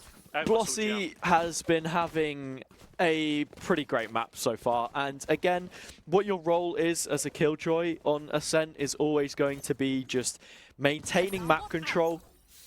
It's quite difficult to hold a decent default without having some of her utility up. You know, often it's that late lurk through middle, but this time it's just picking up the pieces on that rotation in spawn. Alternate attacks made it a bit difficult for themselves, but again, it's just that recovery, which is this brilliant test of character of how strong they can operate as a unit. Lex has walked up middle. While the position has been spotted of one player, I don't think they're expecting tiles to have been entirely uncovered. It's facing in towards 2. Lex is trying to scarp her away, and I think we'll do so successfully. Or maybe not so. Still wants to take the fight. Paranoia on their own No teammate! way. And a double headshot. An additional blow through the wall. Chrissy is low now as well. Glossy's done a good job, again, of just dictating the pace and dealing with other threats on the map. That is the Killjoy util gone, and Chrissy will be back at full HP once this is said and done. I don't really want to take Chrissy on either, as the two players have been able to get on towards site, pinged up by that recon dart. And with that being said, Spike's on site with no way of getting it back. 30 seconds left. Yeah, the fact that Last Chrissy player standing. goes up in flames doesn't exactly help that position. Flashes out. And Alicia is close, but the angle is tough, and you're unlikely to find the head here. It'll be a contact taken and a peek made airtight from Gamax Light. Yep. That'll be a 4th from them. Once Gamax like tend to get the advantage, they tend to like be able to kind of use that advantage to their own benefit and push forward. I mean, off the back of that, I mean that was realistically one of Lex's heroics out in towards ticket booth. It takes a moment to set up, I think, for Gamax Light. Once they have the positioning and they feel in control of the situation, then yeah, it's just a matter of putting yourself in that position for the first place, this is something they struggle with a little bit in those sort of chaotic situations. That is where Jade thrives. Only one for her this time, and Alicia shuts it down. Chrissy noted in middle, and will really be needing the support of Ginger to bail her out, but has a shovel of her own and digs away from trouble. That's a few rounds as well. You have to note, Hazard, that we haven't seen ultimates used from Gamax Light. Obviously, the situation demands it, but it's. There you go. I mean, like on some of these 8-9 point ultimates now as well, you're only gonna get it like once, twice a half if you're lucky. So they are fully banking on it having round-winning impact. Where that comes in, I'm not too sure. They've done a decent job without it for now, but you would want 6 rounds at least for your defender's side here. Poking, prodding across all the map, alternate attacks have decided to land themselves on towards A and Inari. Solo holding short for the time being, and Flossie might go a step too far, has done. 4-2 is the man count. Maybe it's going to make this a little bit doable, and if any time there was to use a lockdown, it would be now, and it has been procced. 1 versus 3. Ginger and a tough challenge. Yeah. Ginger is sort of awaiting the nano lineup like we saw yesterday. It's a flash instead. First peek, high HP player already toppled. The next to Ginger for 3! What a clutch! From the shadows she comes. I was thinking it would be the ultimate that gives her a chance to outlast the lockdown, but the gunplay will be sufficient to find a 6th. It's absolutely gorgeous play, Hazard. Unbelievably played by the Omen. And again, at the same time, we were saying that Gamax Light, when they feel in control, they play it excellently. And up until those gunfights taken, they had done so. It's just those last moments, the finer details that they're losing out. Alternate attacks at the very minimum will be even with their opponents on the next half. A bit double duelist, you expect them to be a bit more aggressive. Oh my, what is that? The updraft actually combined with the tailwind. Was not expecting to see that come through. The movement fluid, but no kill picked up. The most important part about it is that alternate attacks lose out in that regard. They have found both kills on the site, however. Gamax want to give this a bit of a go, but maybe considering a save coming into what is the final round of the half. I think as well, though, with the lockdown being used up, Hunter's Fury a bit more freely being able to be used. Obviously the counter to the lockdown, maybe that's what it was being held for by alternate attacks, but with the lockdown used, you can use that up. It's time as we look towards the site, there's delay coming through, there's fights being taken, and it's Harmony to close things out. Yomna though, Finding a double, but Harmony can get twice as much done. 7 for alternate attacks. It's a round like that where I feel like a null command would have been so good to invest. Like you have absolutely no idea whether it factors into the game plan in the last round or not, because you don't know the context under which it's going to happen until it actually happens. But there, look at how much the stall was bought by the utility that alternate attacks had. You had a nano, the paranoia was still up for Ginger. There were layers to that defense of the B site once they brought it into post plant. And again, I feel like Gamax are just so reserved with the use of these ults. You don't really realize how much it can change around until you know, press that big X button on the keyboard. oh, with Inari finding Blossy here, Gamax have completely bit in towards A. Hunter's Fury used up as well, B taken for free, but I think they're starting to realise the position in which they lie. And yep, there it is, spike plant being heard, pick being taken. Advantage still with Gamax though. And Jade is on the blades. You expect the KO ult to come in here, or perhaps to shoot him in the face instead. And Annalicia will be taking up that option. 4 versus 2 situation. Chrissy coming in late. They should be aware of this. She was on the other side, for goodness sake. But spells the undoing of the rest of the team. Needs to be 4. Ult still blaring away. Utility suppressed to deny the spike plant, but may not need it. Gun comes in instead. Lexa, with a sharp tool of her own, carves a 5th for Gamax at long last. It was a blockbuster finish there for that half, has it? Chrissy, a key component in alternate attacks, I guess, really uncharacteristically taking fights solo and leaving Gamax like the opportunity to punish more and more players. Indeed. Turret out. Now into the pistol rounds, alternate attacks at the lead. What does this defense look like? What do they have to offer with this double duelist setup? As it stands, some very, very deep nanos towards Generator by Blossy. Looks like much more of a retake setup than anything else with the amount of player numbers they currently have on B.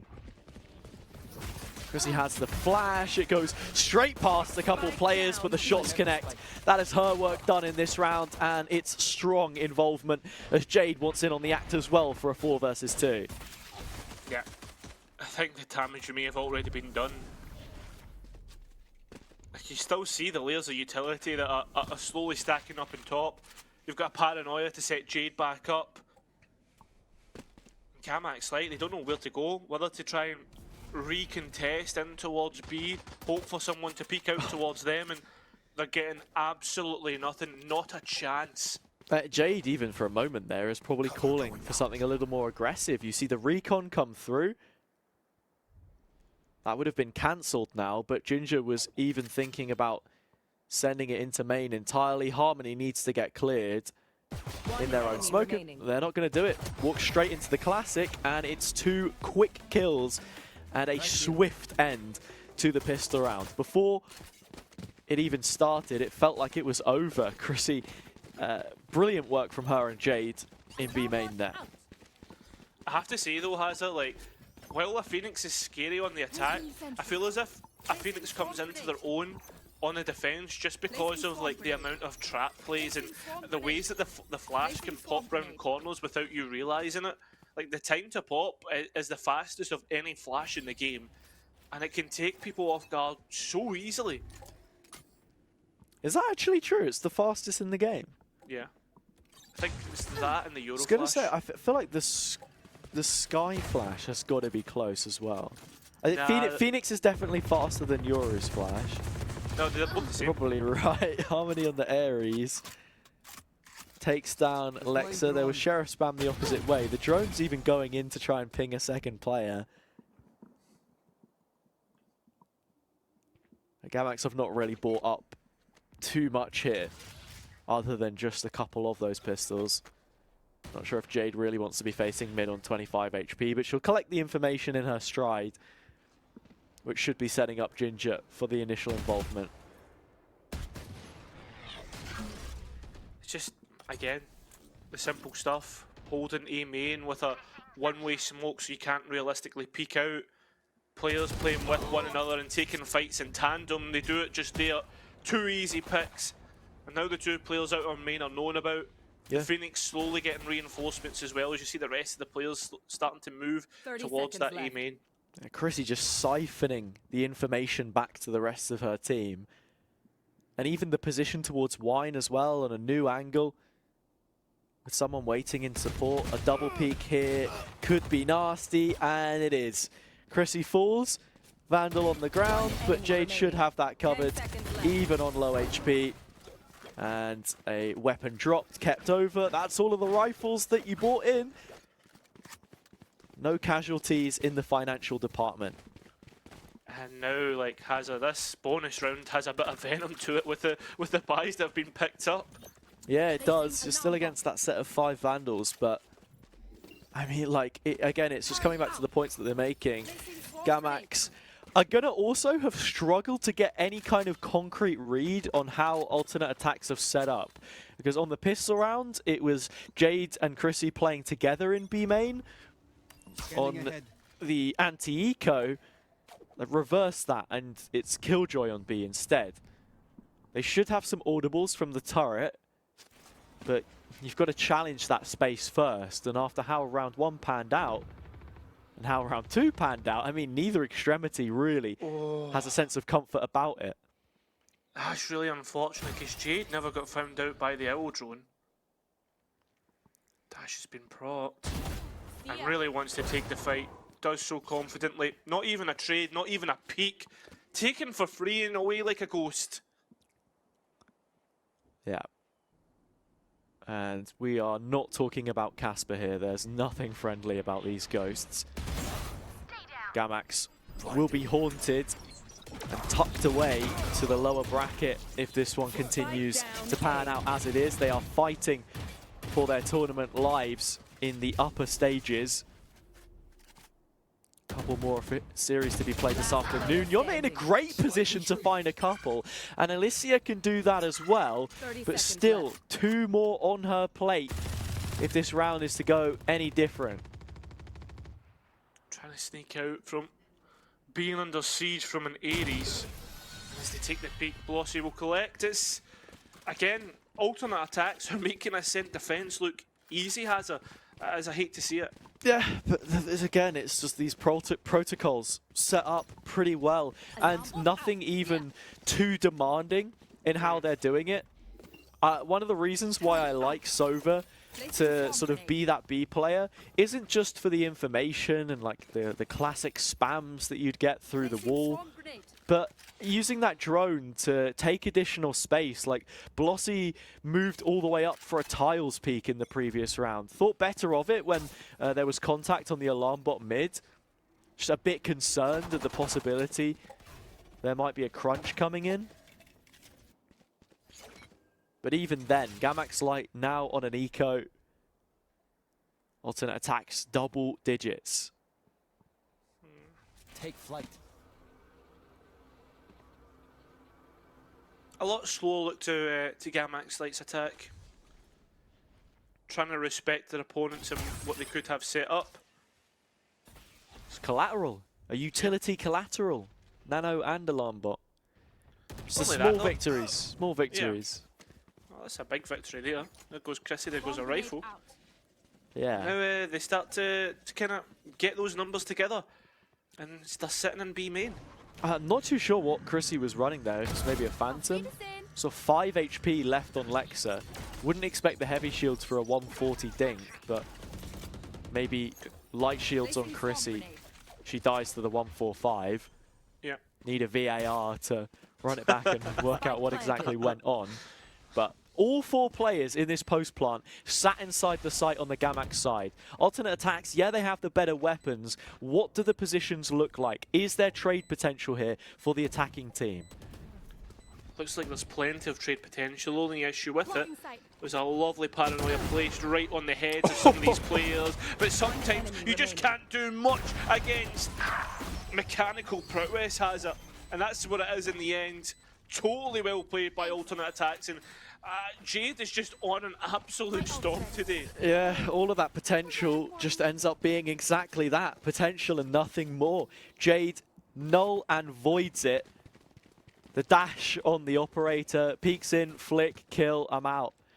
See ya later. 11 rounds on the board and 1 final gun round from Gamax Light to deny overtime at the very least, but on the low buy you expect that comes thereafter. A nail in the coffin for this series. Timeout coming through from Leo in coach slot. Have to say, it feels like almost the first time that we've really seen a pause be called on the game between these two teams. Plenty of time to make those adaptations, but it's more of a question of how many more rounds do you have left for us to keep those in play? That truly is the question. And especially when we're starting to come in towards the ultimate cycle, Hazard. More, I guess, prominently that of the Phoenix run it back. I mean, alternate attacks are going to be at their strongest now. I guess Gamax Light to an extent are as well, if they can get their ultimates online. But, I mean, for the second half, off the top of my head, I can't remember too many rounds where many frags have been taken. Yeah. Looking at player involvement.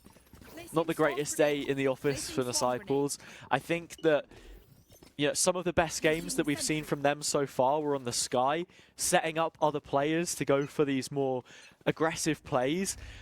Look, maybe a bit more coordination and that kind of play style would do wonders for Gamax Light here. Nice shrouded step and rechargeable 0 point gets them some early space. Chrissy's looking to fight back in though. Never wants to give anything up for free. Instead, just notes the tracers and the player positions. Look at Jade just, again, so confident. The only issue is they should know that there was players in A main. And Alicia has been heard with the B kill coming in, or 3 from Ginger. Jade is going to hold the cross. But yeah, I mean, that play has now been cancelled because there's no one there to back it up. So Jade instead, more likely to run into Inari on short, who's actually found a pretty nice pocket of space to set up. It's not only that though, when you're in this position at such a player deficit, you need to start looking for something has a way in which you can fight your way back into it. And Inari doing the perfect thing, finds that first pick, and now can retreat to play with the teammate on site. Really nice timing taken there. 3 versus 2 now. KO Ultimate is up. Probably don't want to give away too much until alternate attacks already know from where you're playing from. Jade updrafting in, loses half of her HP in that first duel. Oh, no. And then Alicia will take the second head to go with it. Blossy, 1 versus 2, turns from the flash, looks back to see the KO, ends up blinding her. And now this is going to have to be the save call. Nicely worked from Gamax there in what was a 2 versus 5 situation, I believe. Yeah, I think it was masterfully played, taking the timings, taking the space given to them. Unfortunately, Jade decides to try and cut off any crosses out of main, thinking that the initial push was going to be B. I mean, in the end, what more can you ask for the two players and how they played that, Hazard? Yeah, it was really fantastic. And just to go back to the point I was making about these executes, a lot of times we'd seen Disciples use the recon dart at the start of the round just to stop someone pushing early. Now that they have this 0 point, let's see something more aggressive. It looks like we're going to get exactly that. You've got to beat Jade if you want to take the site though, and she doesn't give it up easy. That's done. Yeah, neither does Chrissy, helping out there. And they've still not dealt with the op, even thought about where the reposition could be. One enemy As remaining. Jade now on short, continues to compound the pain. Blossy up on heaven. Yeah, there it is. Jade puts the last player to help. 12-6, alternate attacks. Look, move on to map and series point. Yeah, it's almost unfortunate that we get that different look out of Gamax and it ends up falling apart as quickly as it did. Alarm bot out. The utility was good. You actually had a counter reveal come in from Harmony, which was what I think ended up finishing off Lexa on the wallbang. But yeah, again, just like something which ITCS were good at doing yesterday and all strong Ascent teams should be able to, is that counter utility. So the recon back in, the smoke back sight. Ginger's been having one hell of a game, and while she's not playing the duelist role, so is unlikely to get her flowers, should still be heralded as such. Chrissy maybe just waiting for one of a recon to come through. It said is met with a flash and a fair few players there as well. This could easily be a run it back into a play. Wallbang headshot. Nicely done. Chrissy doesn't want to overcommit to this run it back because Gamax are ultimately waiting for some kind of a punish. Dash comes in, blades available. Lexa discards them for the opportunity of a kill. 3 versus 3, no flank. All players main, still time to call quits on this one. I think that's exactly what's going to happen here. And Nari on such low HP puts Gamax at such an inherent disadvantage. Still worried about how this is going. Chrissy still wants to fight. There's no they all did there. Dude, Yeah. Chrissy just doesn't know when 30 enough's seconds left. enough. It reminds me of like a really overexcitable puppy that just wants to bite at your One ankles the enemy whole remaining. time. And Jade chomps at the bit, one player left, one blade required, and that will suffice. 13-6 alternate attacks take this one pretty comfortably in the end. Yeah, not even a third map needed here, Hazard. As alternate attacks will take this series into their pick and their opponent's pick, and I think majority of the damage in both of these games were done on the attack. In fact, well, Ascent maybe the defense was a pretty good start for things. But yeah, I mean, how do you take that? How do you take that? For what, my personal opinion on how that went? Yeah, Yeah. I think that alternate attacks coming out of Swiss 5-1, you have to be regarding them as one of the top teams in this competition. I think like top 3 coming in, perhaps. Yeah, I think performance-wise here against the Gamax team, which were weakened by the exclusion of Yukina, when we do evaluate it at face value, I think that is ultimately what ended up happening. Yeah, like they're now seriously in the running for a grand final appearance. You look at the other teams, I think Surrenderers certainly have to be up there. I wonder how that game has gone, because again, they feel like this real powder keg of a team. So many capable players in there. Are they as well rounded as some of the others though? I'm not too sure. We're just going to have to see. But it is exciting stuff to kick things off, and unfortunate for Gamax, really, considering how well they played yesterday. Yeah, 100% true. They still have a second chance though, Hazard. We still have that lower bracket gauntlet to run through, but it really is a gauntlet, of course, because you've got to play against other teams that are dropping down, and then like you've got more of the better teams that will come forth later on, and for them, it really is a GG go next scenario. Yeah, it does certainly feel like it. Tough, to say the least. I don't know if I've got to ask the man in our ear if we have any kind of post-game scoreboard, because we weren't running any of those before.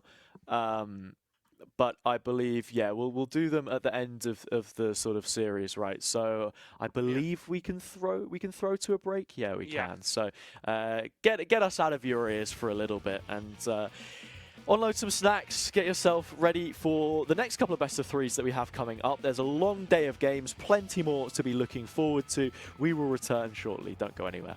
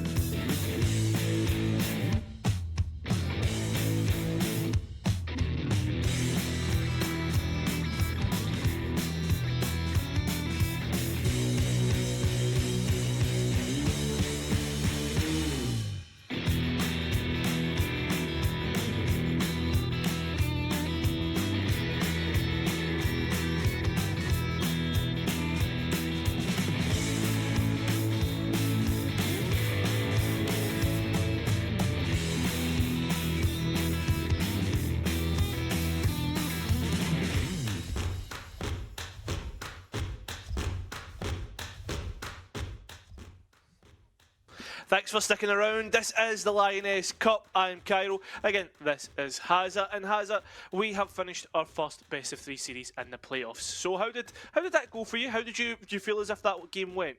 Yeah, it was good, but I think we did see it become a slightly more one-sided affair as things went on, or at least the tone was very much set by Alternate Attacks' attacking half of Lotus to kick things off, right? They had like an 8-1 lead.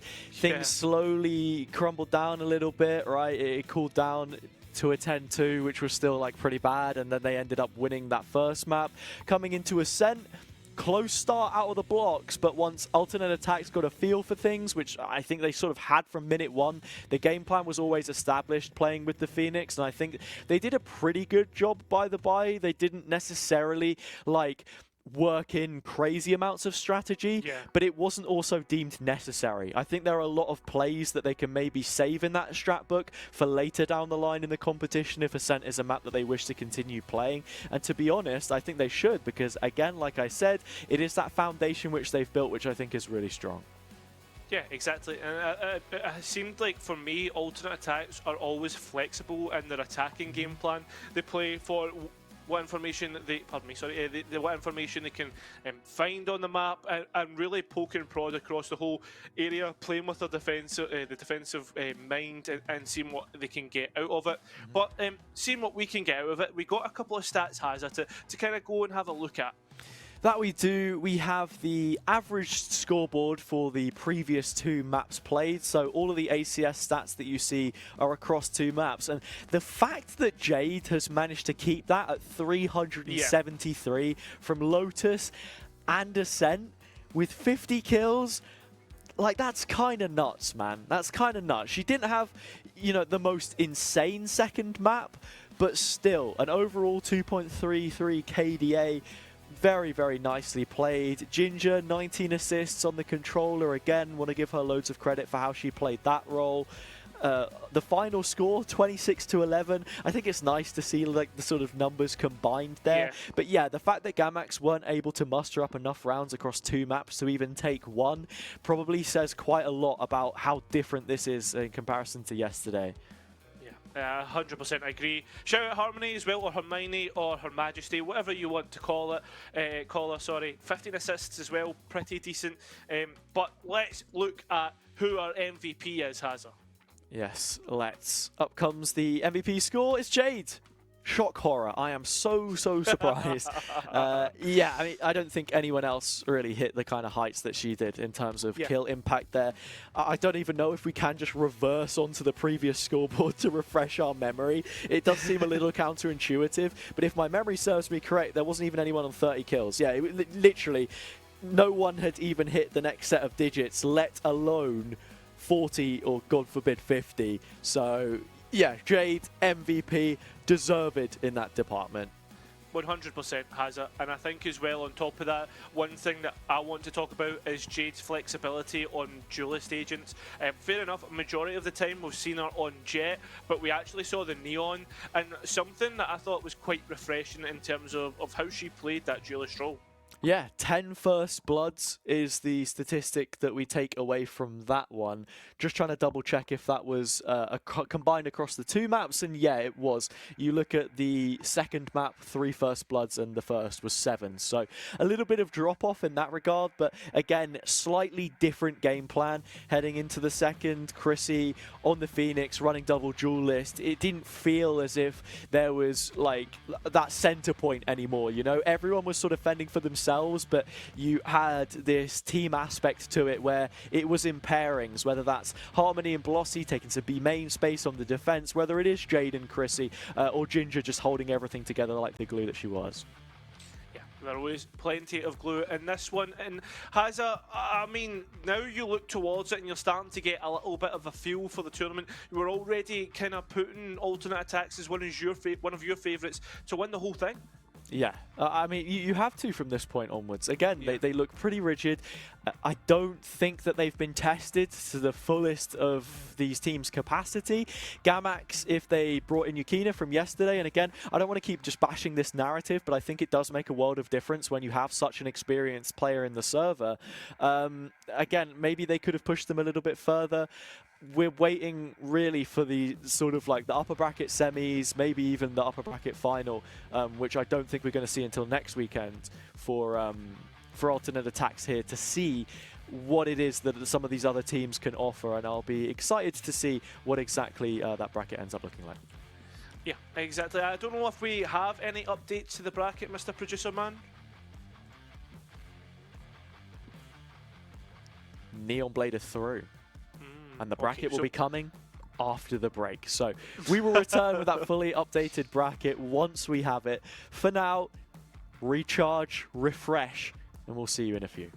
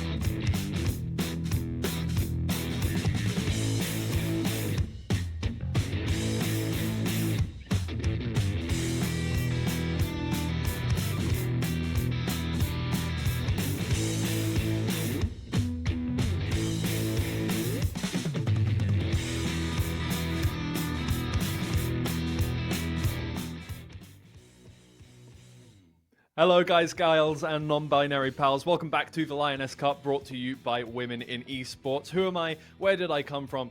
Better not ask questions you don't want the answer to. I'm here with Hazza and Cairo, the beautiful casting duo, who have been graciously taking over from my hosting spot through the first part of the day. How's it gone so far, guys? Cairo? I mean, the kitchen was on fire. The house is crumbling, but it's Wow. good to have a parent to come in and fix everything for parent. us. You know. Yeah, good. I like that. Do you agree with the parent analogy there, Hazza? I feel like that's a Yeah. No, Okay. it's interesting. No, as in I disagree. It's interesting that Cairo sees you as a parental figure, but Yeah. I mean, That's what I was thinking. not exactly anything new, I suppose. Yeah. Look, we're just uncovering, past. Yeah. I don't know, probably some childhood trauma or whatever. Anyway, if you're just joining us,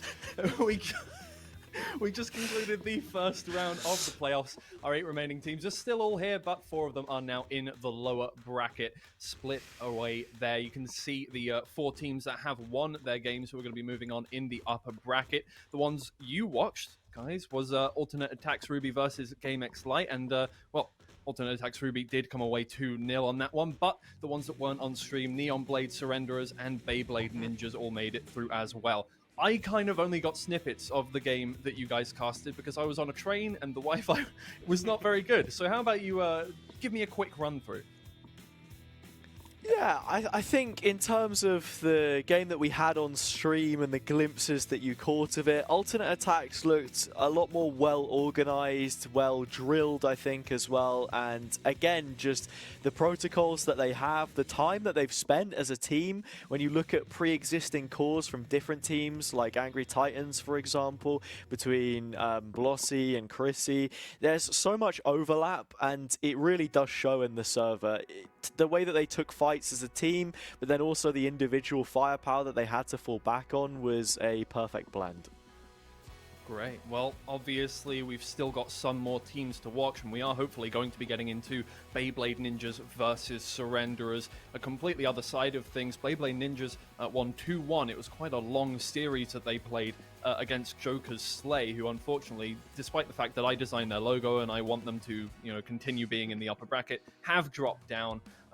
There's some Twiggy lore for you there. I did design that logo, not for this team to begin with, but it was adopted by this team, and it makes me very happy because it's the first time that logo has been in the playoffs.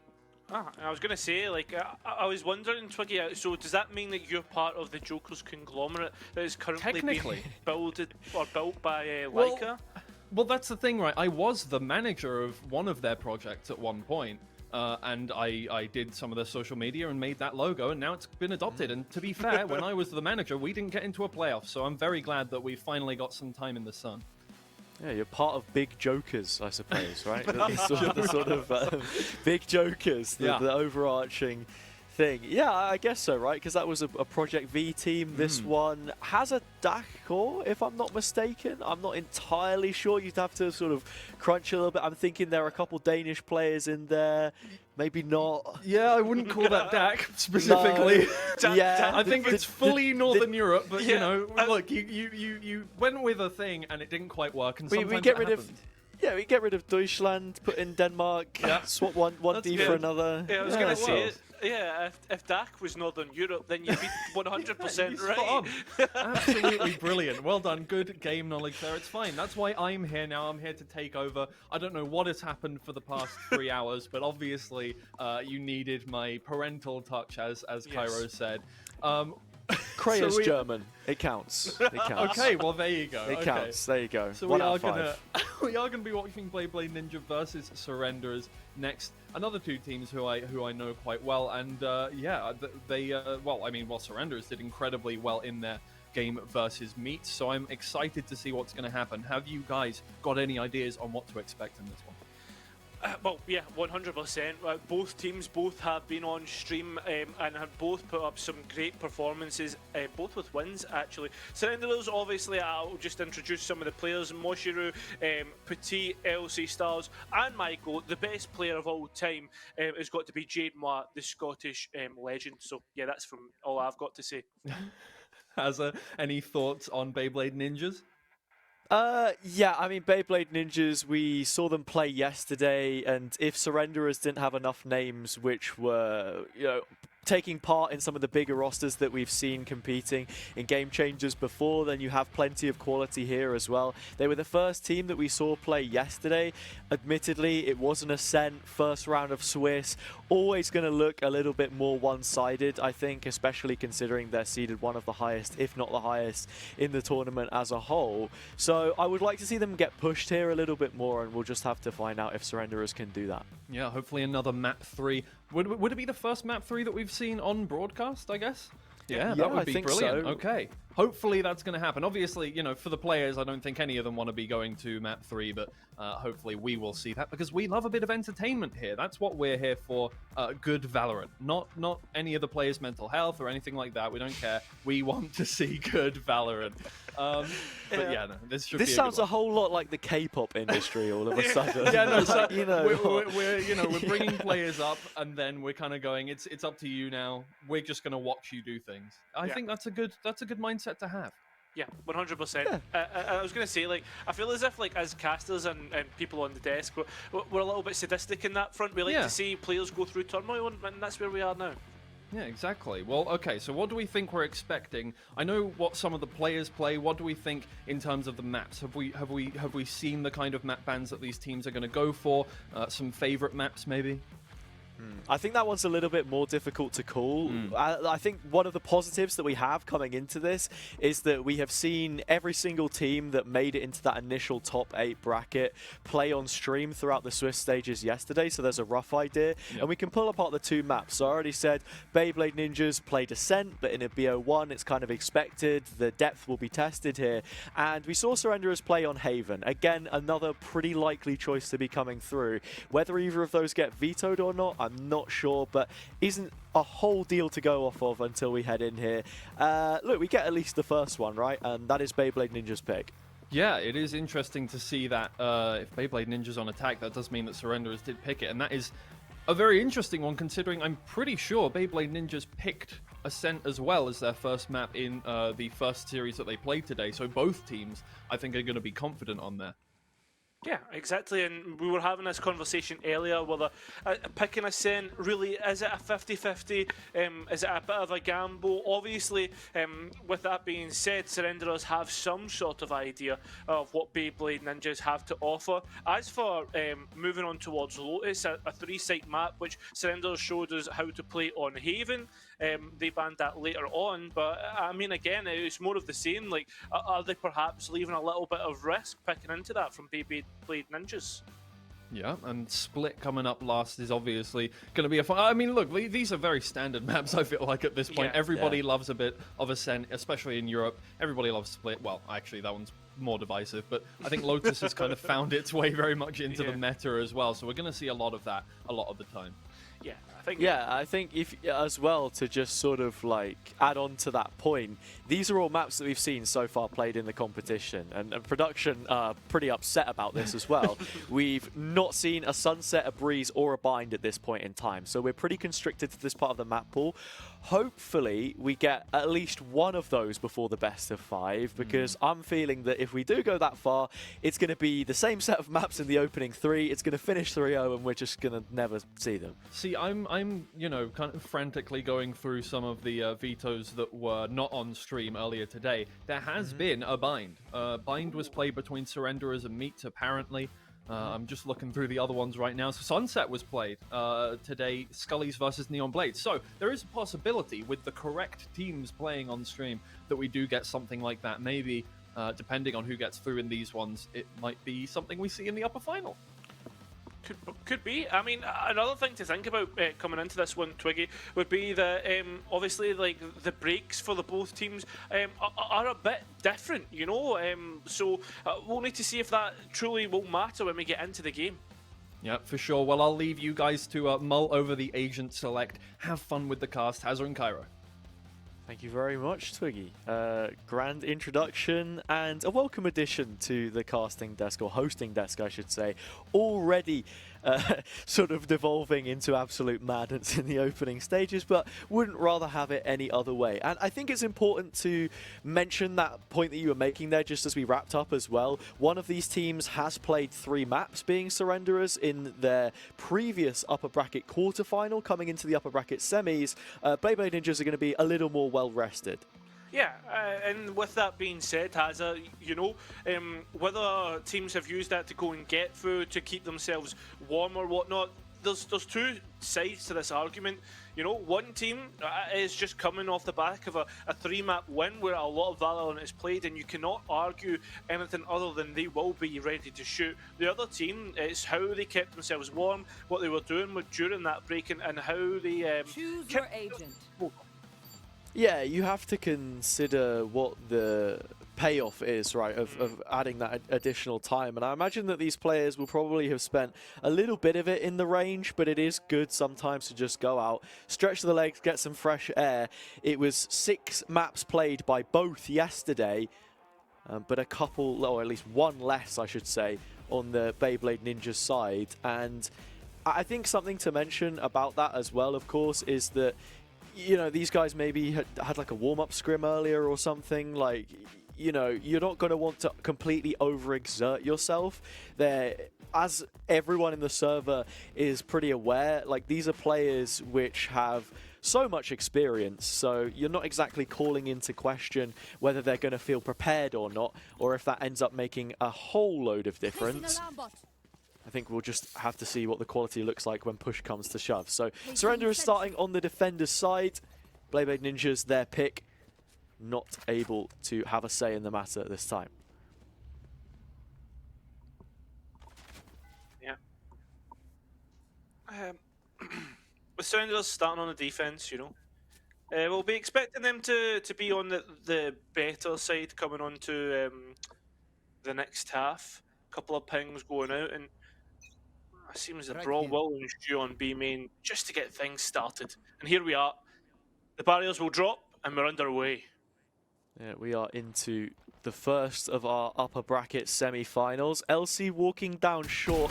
Liza could be in for a kill, and will be. Strong performance from her on the Killjoy on this map yesterday, and it looks to pick up exactly where she left off. The rest of the ninjas cascade the site, and Surrender is left in a 4 versus 2. Planted. 1 enemy remaining. Well, get up close front. You can see that with get those first 2 picks. Well underway with that first round for Renderers, with who was getting only Reina not able to pick one up. So great stuff. Yeah, brilliantly worked from them. And yeah, I mean, it must be said as well, you look at the team experience on both of these. Mosharu's just come off a focus. Super Frog was playing alongside her for a point in time. Claudia been on foot, as well as Ascend. Sixonia, Alliance. Yeah, I could list off every single one of them. I think Surrenderers are missing that just a little bit. Players like Elsie, for example. And I said before yesterday, like, the skill ceiling of this team is sky high. It's really just a question of if they can harness that potential or not. And this is going to be one of the harder rounds to do so. They've just completely wiped out backside. No player even close to get any bit of damage onto the players that were gotten low. Petit will make an effort of that, but the issue is you've still got to face up against a utility that wasn't used. I mean, shock darts, paranoia, the full shebang being thrown at the players trying to re-enter, and they've only got pistols. Reina repositioning up close, Vandal in hand, and LC already low. Easy to pick up the pieces. 4 versus 1, only Stars remains. The latest addition to the City Walk franchise. So nice to see that we have multiple organizations with fingers in different pies. City Walk, I mean, if you can't appreciate the gameplay, you can at the very least appreciate the Twitter game that they put out from time to time. 100%. Do you know something? It's been nice to see like lots of different community orgs come to light. And I guess probably the biggest community org that's kind of came out is Ruddy's joined us in the UK scene, which is nice to see as well. They have certainly made their mark on League of Legends in Northern Europe, for better or for worse. But we'll have to see how this one develops over time. Currently competing in Beacon. More off-season events upcoming, but we focus on Lioness Cup for now, and more importantly, the first gun round of this game. Superfrog, who demonstrated a masterclass in entry fragging on the previous time we saw Ascent, has created a bit of space for her team and followed it up with a nice kill. That puts Beyblade Ninjas with a player advantage. He's just dancing in and out of the smoke and actually backs all the way into the fragment. Fragments the rest of the players as the two attackers are nowhere near one another. Giving away sounds to trying to break the door. Claudia still fights their way through, and Jade, only on 5 HP, has such a tough task. Spikes. Yeah, Jade has fought tooth and nail for this position, like you say, and yeah, the spike is back sight, but she is low. Can't even get one bullet off the turret, or else it will be all over. And there it is. Oh no! Liza gets that last frag through the turret. Oh no! You could see she was trying to play around it, because on such low HP, you can't really be affording to give away your position taking that first fight. So really, she wanted some kind of way to frag Liza, but it didn't happen, and now Surrender is without the bonus. The Ninjas will carry on forward, looking sharp as ever in this one. I mean, a complete different quality in terms of opponent, but still, the same things seem to be working. A lot slower from Beyblade. Understanding that Surrenderers will have some sort of idea of what they want to do in terms of testing the limits. I mean, we're seeing that on B main as Stars goes and destroys the KG turret holding there. Just contacting up short for now. Liza maintaining that space, like you say. Maybe even trying to play late through B to find something, but mid instead will be it. It's a split 2 for 2, and Surrenderers are looking to fight main and break one of the arms of this split. Yeah, that's really well done as well, but the only issue is when Superfrog wants to get a kill, they will go and hunt for it. Picked up. The only thing is, though, now the site is under siege from the remaining defenders left. Dealt with, only one remains, Stars on a Sheriff. Spike planted. Moshi did a pretty decent job with the Sheriff in main. She picked up both players before getting traded. Claudia finishes this one with 3 of her own, which puts Beyblade Ninjas up to a 4th now. So coming into this round, it is the second gun round for Surrenderers, and it is much more well-stocked and equipped than the previous was. You've got an operator in play now for Elsie, Odin in the hands of Petite. Petite was quite slow to start the map which we saw them play the other day against Joker Slay, but once she got into the game, didn't look like anything was going to stop her. That all stemmed from the defensive side. Now, as good a time as ever to get on the board. The one thing that I could see being the undoing of Surrenderers right now would be that null command that Beyblade Ninjas got online in that last round. Yeah, 4 rounds played, and having an ultimate up inside the first 3-4 rounds is a big potential win condition or an avenue that the Ninjas may look to exploit. Just testing the limits. Elsie has found a really strong position in Link, but is going to get no value from it because it's a straight up execute. Jade fully flashed, and both players on the site taken down. Petite walking away with 1, but it is a hollow return when you consider the 4 versus 2. Remaining components of the defence together, an Odin and an AWP. It's a lot that's been invested in this one, and perhaps thinking about that save. There was a spam from the Odin though, which really puts the numbers that little bit closer. That's even better. Now it's doable, or at least that's what you think, until the last 2 remaining attackers clear out the retake. 5-0 has her. When does it stop? Probably not for another couple of rounds. It looks like Surrenderers now hitting the max loss bonus. We're considering going for a bit bigger of an investment, maybe put a rifle in one of the hands of their players. All equally capable, and Petit, just as I said, wakes up and finds a couple kills. It's just when you have to really stick a leg out to clear hell underneath that you get that punishment come from Main and Gen. 5-0, a flawless streak so far without a return. Superfrog most likely expected to close the gap again, but Moshi shuts it down, and there's quite the response here with Elsie finding a couple. Spike still not planted, and weapons to be recovered. There's nice adaptations to come through from Surrenderers. They're trying to delay the spike plant once more, but well, Petit doesn't realise it, but they are under threat, and there it is. Jade can't quite get the Sheriff to connect the way they want to, and that will allow the spike to get planted.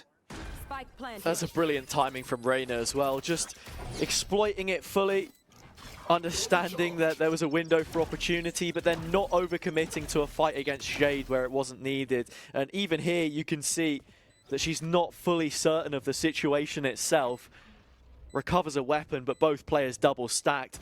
You're walking into trouble, and while she has seen the first, expecting the second at green box in the TQ, finally both revealed, makes little difference. Liza with a third.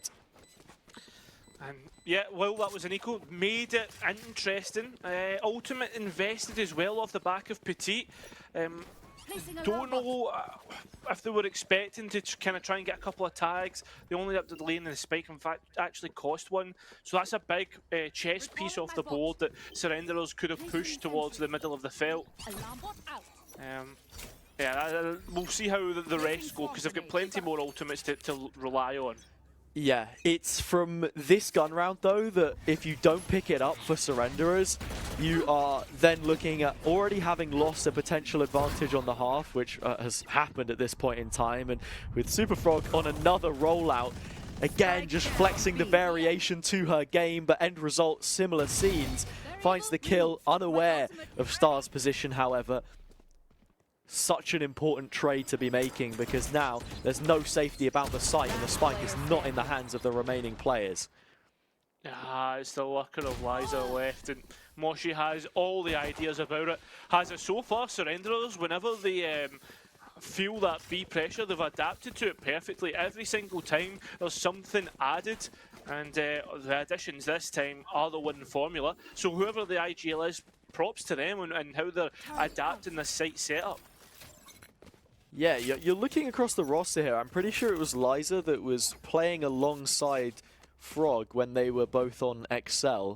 Obviously, someone can correct me if I'm wrong, but otherwise there's not too much overlap in team experience, and Ninjas have just been going for these quite one-dimensional executes, I think. So if Surrenderers have a decent setup to actually deal with that threat, they've done a decent job at shutting it down, at least on the last round, right? Yeah. But you see what I mean, though. Like, Frog, again, good for at least one kill on the entry. It's about having a decent follow-up to come with it as well. Starting to poke towards the A site, which has pulled a couple of players over from Surrenderers. B site completely left open, and maybe a defensive team just opting for more of a retake scenario because of that lockdown, but that can easily be traded out. I guess the key component, the answer to that, Hazard, would be the null command that is online. Yeah, I mean, you've got to lock down the opposite way, and more importantly, the Hunter's Fury to shut that down. Looking at the site here, yeah, the nanos have been adjusted for this dash towards Switch, and so Frog goes for it, loses a bit of HP, but nothing of too much concern. Recon comes through, Petit trying to make the most of it, but Frog just lining them up as they run into the site to fight her. Her job here already done. The detained Moshi tries to escape, but her hands are tied, and it's a 1 versus 4 for Jade. Yeah, she may have the ult, but the chances of the round are gone and over with. Unfortunately, her being Scottish was not enough to drag her over the line. 7-1 the scoreline. Beyblade Ninjas. Again, this is endemic of what happened in the first series. Has a Beyblade Ninjas just on this attack. I feel as if they can't be stopped. Even after Yeah. the adaptations that were being made from Surrenderers as well. I mean, look, if being Scottish counted for anything in game, then perhaps Skelp would have won something. But outside of their own region, country, I should say. But hey, no worries, guys. We'll just turn up to the next SEL. All right, this is where this one stops. Anyway, yeah, eco round. Nice for Elsie. Not sure what she can get done here. But advantage on the half. Already secured for Ninjas. How much further can they take this? Well, there's a contact from the turret if they didn't already realise it. And that, oh, you thought was going to bring out some of the utility, but very quickly the null command being used by Claudia. And that's allowed for the rest of the team to get in towards the site and dismantle what was that hold.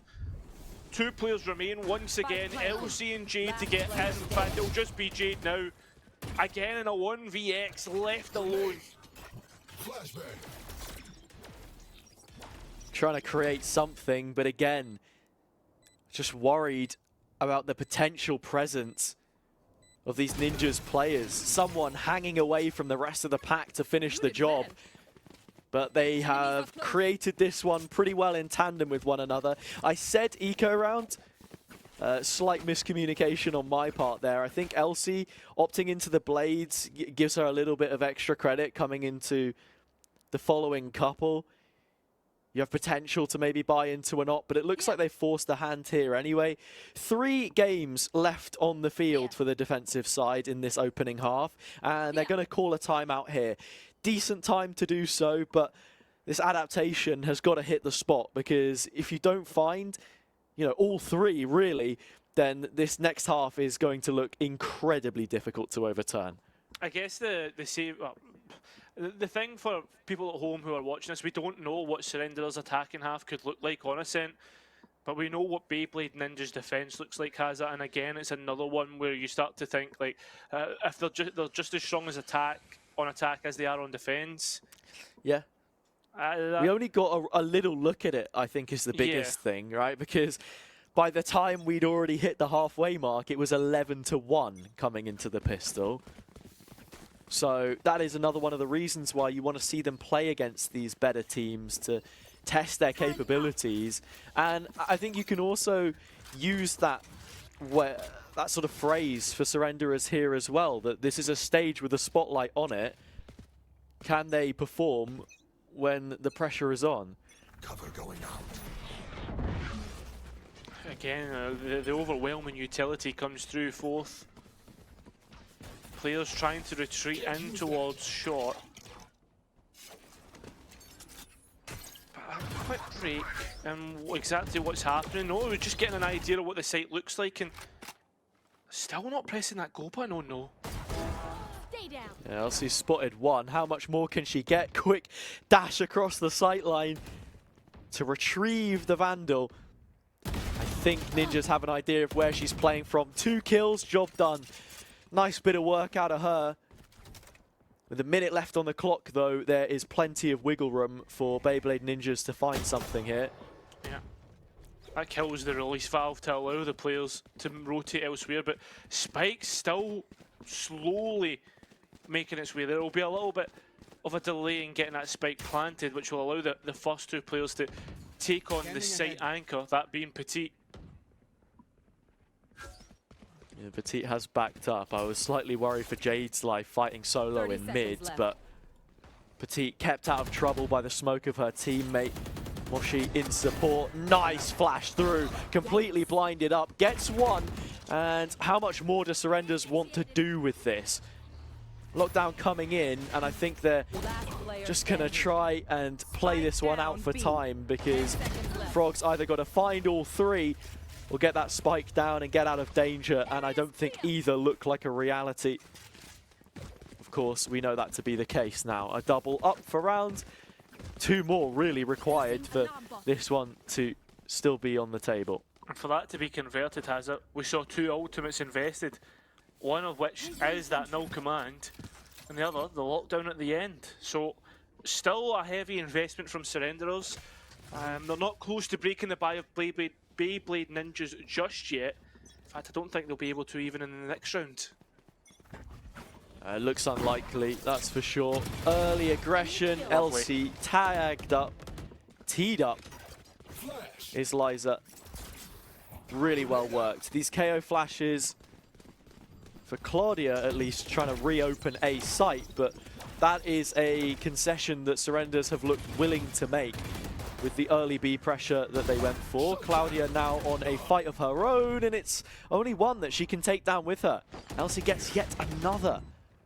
There's a multi-pronged approach to this one as well, as Moshi comes in from main. And on top of that, they've got the idea of where the last player is. Can't win it out though, but the rest of the site has been won, unlocked and shut down. There we have it, 8-3, Surrenderers are back on the board. And it's another great round from Elsie as well. The utility is supportive. And Liza's position is taken away. I think that was a really nice call to go for that kind of an aggressive play on the defender's side there, because it's probably the first time that we've really seen it done, or at least properly coordinated by Surrenderers. And with the knowledge that Liza has been splitting up in this 4-1 setup that Beyblade Ninjas often go for when they execute A, means that you immediately remove the lurker and can focus on your retake, which they do a good job at doing. So gonna need more where that came from. Rinse and repeat, not too sure how I feel about this. We'll have to see if it pays dividends. He even doubled up with the paranoia as well for the player hiding behind Ticket Booth, and now they really are under siege, and Beyblade Ninjas don't really have an answer to that. Reina trying to escape and they've tried to spike. This is calamities for the attacking side. I understand Reina wanting to try and fight that, but with the From the Shadows, getting out of harm's way with the spike on your back had to have been a priority. Maybe overlooked in this case. Another Sonya 1 versus 3. Petite the first fight to take, but the Odin player on the mirror pick has already dealt so much damage. Ping onto Moshi, low HP, but you need to expect one more round the corner. She hits the first, but needs to nail an additional shot if this one is to come out on top for her, and it won't. Well, they have got what you've asked of them, Hazard, that 3 rounds remaining. 8-4 the scoreline, so there's a good bit of breathing room there. They're not starting to suffocate just yet and have a good go of it on the attack. Yeah, it feels like a bare minimum. Yeah. An 8-4. But that's only if this attack has anything to it, because your defense is typically where teams excel on this map. In terms of what there is cooked up coming into the pistol round, heavy B stack from the Ninjas. Not sure if this is some kind of anti or a read, but they've left mid open, and it doesn't look like Surrenderers are opting for a direct hit this time around.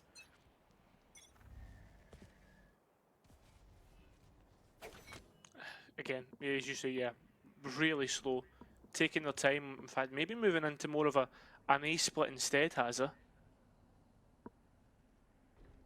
Yeah, that did seem to be the plan from minute 1, and they will follow through on their goal and achieve it. The spike won't be contested in this situation. Majority of those Ninjas players had been contacting themselves through B main. They take the space away, but for every push there is a pull, it seems. Jade with an important kill in towards Tree to alleviate some of that pressure. They bring the door down, but not before losing stars on the way. Yeah, a big loss indeed, losing out on your Sentinel. But it's even worse losing your Omen. Can't dictate the angles in which the fight's to be taken. And that's exactly why Surrenderers, just at a moment, Sonya! Snow was going to take it. Now it's up to Elsie, and she can't even get it done. Heartbreak on the pistol round after taking an inherent advantage from the start. Elsie sat in the middle of the site, scratching her head, wondering where the west of our team went. Yeah, no, oh my god, I've done it again. Where the rest of her team went. Yeah, I have absolutely no idea what's happened there with me or the round, because Surrenderers did a pretty decent job. They had an idea of how the round was being played. They understood, okay, space has been given. And with the Ninjas looking to pressure B, let's take a little bit more in tree. They get 1 kill, but no one is there to follow up the death of Jade. Even then, she walks away with a few more kills beforehand. So that is a loss which is going to sting, but they force back in. They're approaching the heavier of the two sites as well in terms of presence. That Marshall will feel like an op when it starts to hit.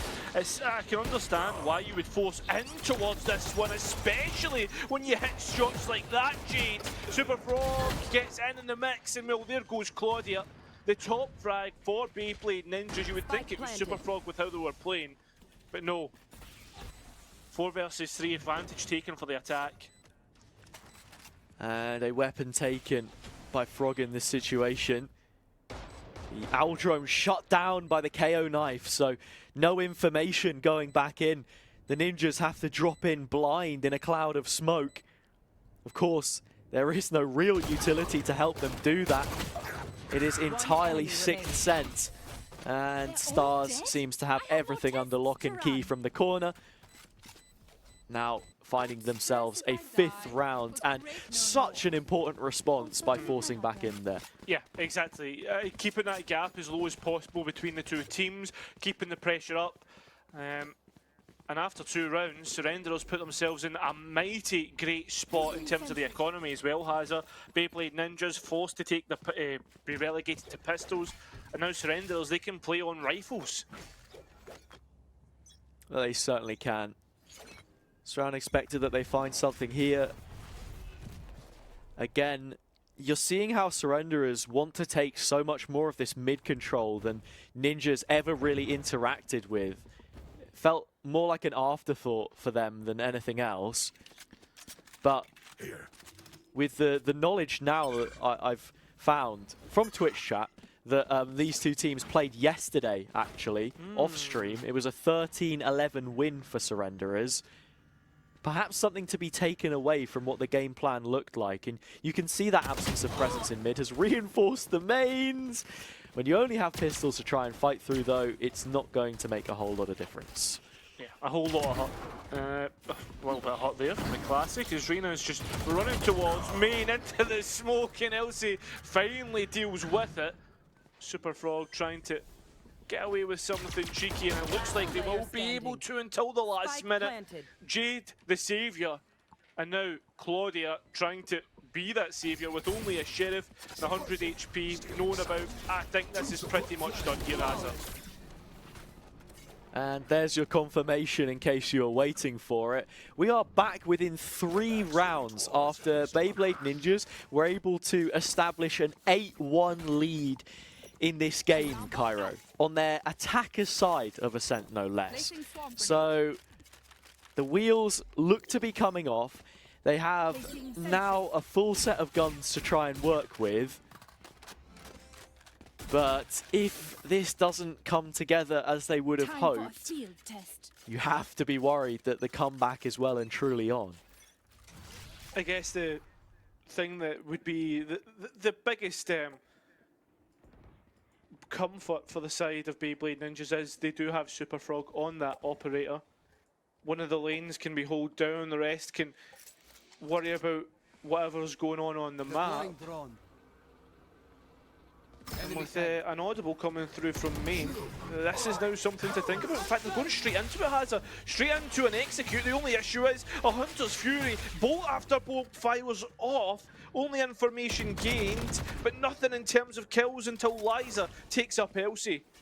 Yeah, and so the beneficial thing is that Elsie falling, she wasn't one of the players that got hit by the Hunter's Fury. 2 of them did, in fact. Both initiators on the Surrenderers side. So they're down in number, but not spirit. Looking for mid-control. Nothing there. Now Ninjas want to slice this one straight back open. It Stars the first point of contact, but in logs, it'll be quite difficult to position this well enough, and the flash should condemn her for an early death. I think that was even just a team flash though, Hazard, unfortunately for them. Now it's all up to the last two at the back of sight. The shots are hit just about, but so are the shots. Spike is low, they have to stick it, and they'll do so comfortably. Unfortunate for Petit to get out, and oh no! No, they don't get it. Yeah, the time was really close. Just dropping down onto the spike there, it didn't look like there were much, and then on the radar you saw all three remaining players other than the diffuser running for the hills, and I don't know how Surrenderers have managed to get away with that, but Ninjas did take their time in making the retake happen. Look, they set up all the right parts of it and it did work for what it's worth, but perhaps a little too worried about that mid play. It wasn't only that though. I thought it was completely done. A lovely flash sets LC up perfectly, and yeah, I mean not only that. I mean the only thing that was saved from that last round was the operator. So the rest on the lesser of the buy.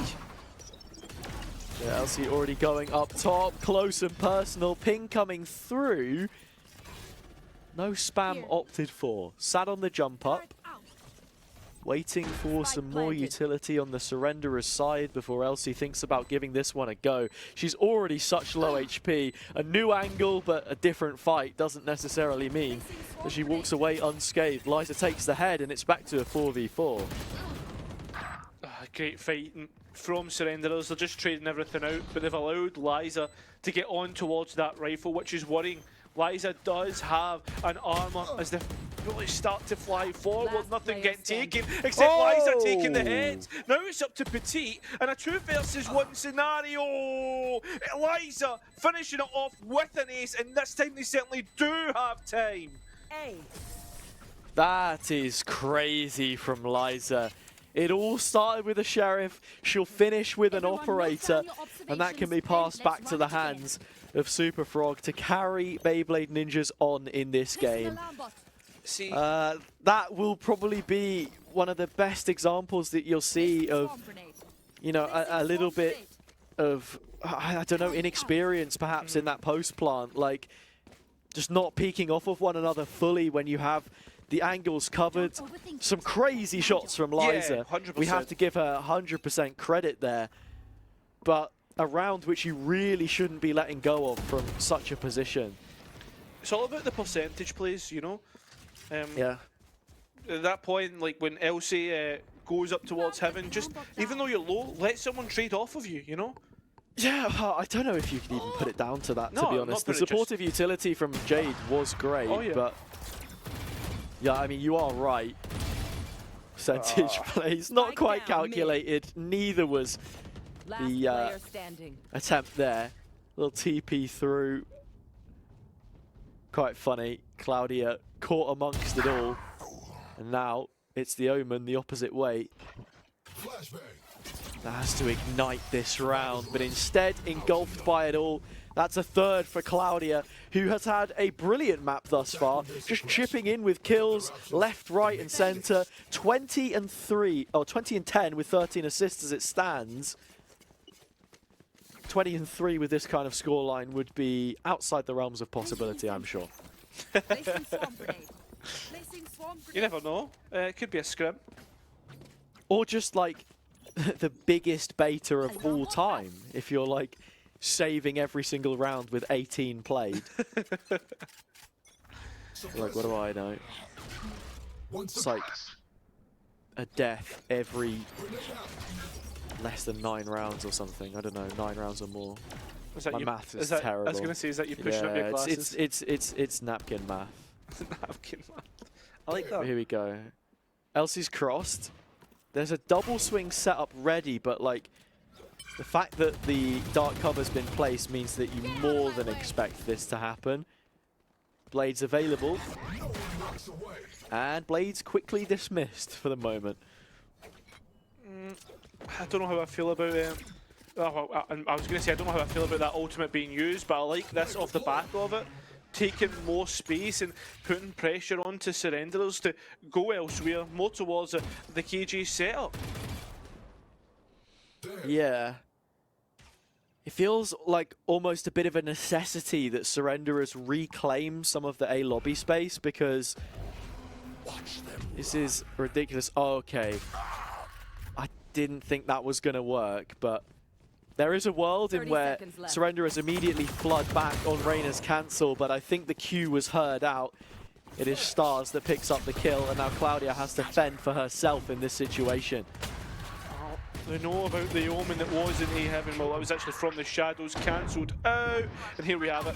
As the players try to flood in, it seems like they're going to start to drown.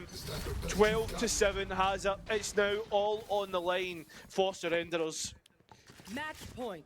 Beyblade Ninjas bringing back this one from the jaws of despair, not necessarily defeat. They hadn't trailed at any point during this game, but when things were called into question, they were able to do what was asked of them. Still, 5 more rounds to close this one out.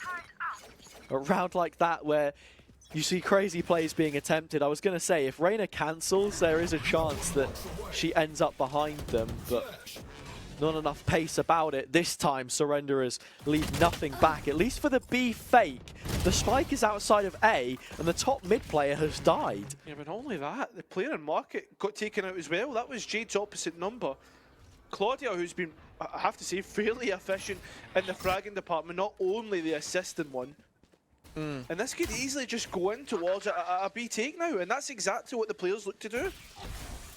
Brilliant lineup there from the shock dart. Hits the alarm bot on the nose. Liza clambering to see what exactly is going on. Smoke leaves Frog alive for a moment longer, but the area in which she can sit is just far too minuscule.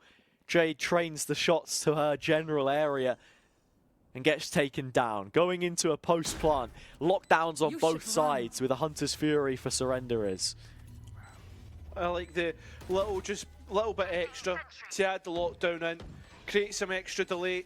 Jade's even taking up market. This looks to be locked down. Seems that Petit is trying to play the Hunter's Fury off the back of this as well. At least had the recon dart ready. Jade has repositioned fantastically and will be shutting them down before they can even hit the stairs. But there are multiple flights of which she has to scale on this occasion. Not gonna happen. Fantastic retake from Beyblade Ninjas, taking the map 13-7. Yeah, fantastically played.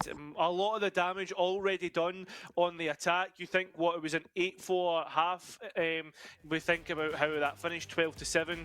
A gap of 5 rounds between the two teams, and yeah, it really did look like a Beyblade pick.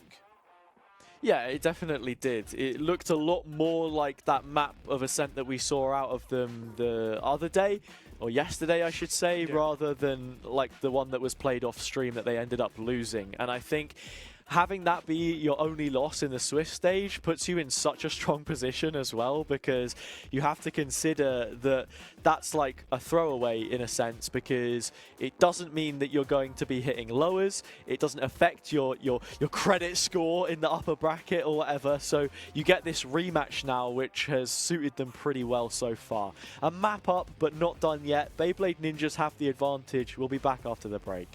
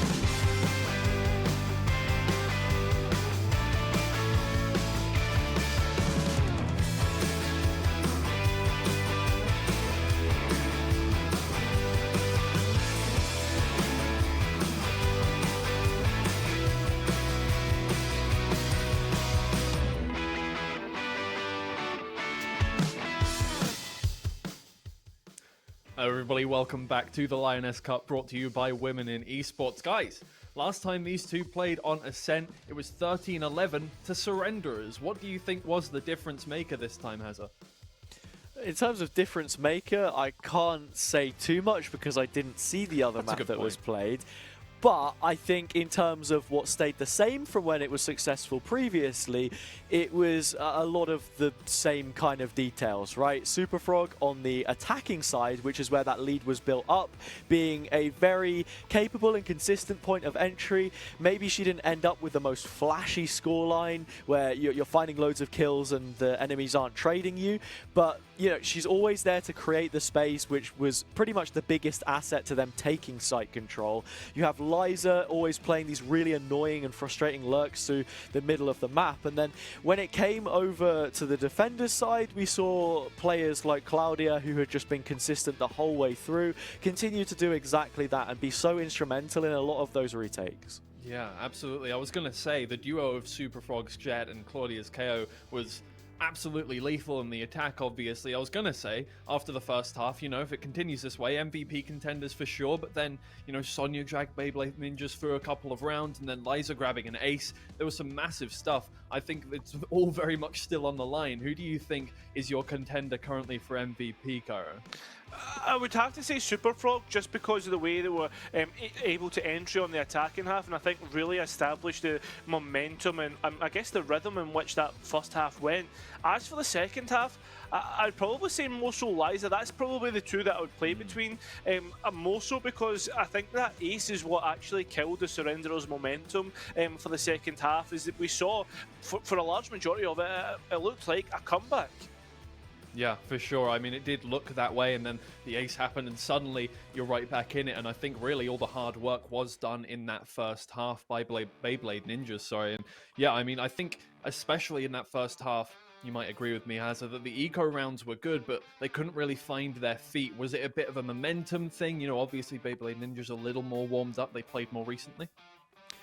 Yeah, perhaps, I think, because you look at Surrenderers into that second half, and it was a momentum thing, right? Like, they got the rounds that they needed at the end of the first half, which, as I mentioned on the cast, was like that bare minimum. You have less than 4 rounds coming onto the opposite side of Ascent, and look, depending on playstyle, maybe it's a bit different in how much you can get done. Liza did end up shutting that down. In terms of the individuals, though, like, yeah, I think, you know, they did a pretty good job, and I was pleasantly surprised again by Elsie's involvement and how much she was able to get done with limited resources at times. I think coming into this tournament, I have her as this like hot and cold player, has these moments where she can deliver. Maybe sometimes it's not quite hitting the mark and mistakes are being made, but here it was a positive thing to see, and heading into their own pick, I can only see that improving. Yeah, well, before we get into that next map, Cairo, I just want to see what you think there is in terms of silver linings for Surrenderers. They're definitely not out of things. What do you think they can get done to get them over the line on this second map and head to map 3? Yeah, I guess the biggest silver lining is you're moving into your own map pick. This is now your own backyard, and again, when we think of the macro and how they played Haven, I can see that Lotus going the exact same way. Obviously, the maps play out slightly differently because of the rotating doors, but generally, I think they have a good grasp of what is needed to be done across all of the map, poking and prodding, and all the key buzzwords. Yeah, I think that's going to be the biggest little bit of solace for them. Yeah, well, we are heading to Lotus next. Still all to play for both of these teams, and obviously still that safety net of moving down to the lower bracket. You can still make it there. Either way, I'm going to head to you two once again to open up the agent select for Lotus. When it pops up, hold on, give it a second. We're almost there. Or do we do the Rafa Benitez? Hey, there it is. Enjoy, Bang. guys. There we go. Thank you. Oh man, the finger guns not really working like they used to. Had to reload it, cock it back, but we're already in a position where we're thinking about firing off. Look at this. The agents being picked by both teams. Not really too surprising here, Yeah. Cairo. Again, man, we've had such a like vanilla Yeah. set of comps, I think, for like most of the maps that have been played so far on stream. The only thing that got me slightly excited was that alternate attacks Jade Neon pick. Yeah, I know, but when you consume as much Valorant as what we do, like, there's very little that would really excite you, except for a few agent picks. For a moment, I thought you were going to say, when you consume as much ice cream as we do, there's going to be quite a lot of vanilla in there. Yeah. I don't know. Favorite flavor? Biscoff? Okay, and if Biscoff was an agent, what would it be? If Biscoff, I think it would be like a breach, you know? Oh, just because it's the same. He's got like a ginger beard. It's the same colour. Yeah. Maybe, Yeah. maybe. Both teams picking into a breach here. Yeah. Understandable, the way that the breach interacts with the map, the geometry and whatnot, and this is where I push up my glasses and like start to put on the nerd accent, you know, breach, you know, can really work with the geometry, the fact that they can hide behind the walls, push the glasses up. Yeah, I think the more interesting of the two, I think for me, of the initiators, would be that Sova is being brought forward. Typically, we see the sky being used for information, the way you can bend flashes and whatnot. So yeah, I'm interested to see what lineups is going to be brought forward. I have to say, Kara, when you do your nerd voice, you just end up sounding like Kevin Bridges. I'm expecting you to say, "Who's rice? Who's rice? My friend's house for a Chinese meal." You know? But What's happening, Mr. Cassidy? oh man, do you want to stay over for dinner? Sentry. Try to tell my dad, I do not want to stay with these psychopaths. Oh, the niche humour is bashed out. But look, if you guys want to go and look up House Rice or Hoose Rice, Kevin Bridges, that's your entertainment for the afternoon sorted. After what could be another quick 2-0. Beyblade Ninjas, they take map 1. We head into Lotus with them starting on the attacking side. Right there.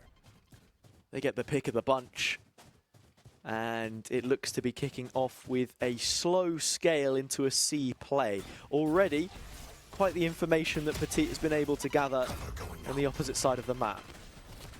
Interesting to see Super Frog raise here already with the lineup, the paint shells in the entry coming through, but not before Jade answers back. We'll hold on that raise for a second, but speaking of raises, Elsie popped up at the right time. The site now fully back in control of Surrenderers, although Claudia escaped them momentarily. Well, that's the back even numbers. Okay. Yeah, even numbers again. Right, it was thought that wasn't going to be the case.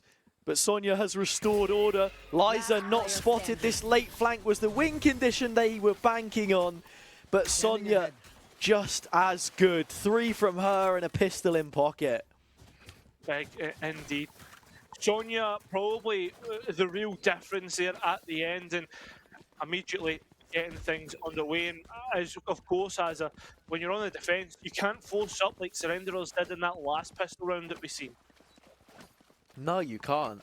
And Sonya as well is a player which just has so much quality. And the thing that I find crazy is she's still like really young playing at this level. When you see a player like Sonya in the server and you know the teams that she's come from, you just instantly assume that, you know, she's like mid-20s or something. But I'm pretty sure she's still 19, which is just ridiculous. Just shows you how much quality that they have, like being able to consistently play at that level. Petit. Wait, is she a boomer? Oh, I'm trolling. Oh, okay, never mind. Oops, my bad. She's a good player anyway, okay? Mel with the confirmation, thank you. Oh my god. Well, confirmation on Petit, 1 HP. It seems if Surrenderers are going to look for clues elsewhere around the map, making sure not to leave themselves open to any sort of flanks and whatnot. Seems as if they're going to exactly identify where Super Frog's hiding, and well, that's not going to stop them taking picks. No, it's certainly not. Surrender is coming into the retake. Got this Marshall. Elsie's just going to hold on to the angle. And Reyna finds a couple kills. The round is over. And yeah, no, okay, so to just sort of reload that previous statement, Sonya has her you know how people set their location on Twitter to be their age? She has it down as 19. Apparently that's just her favorite number.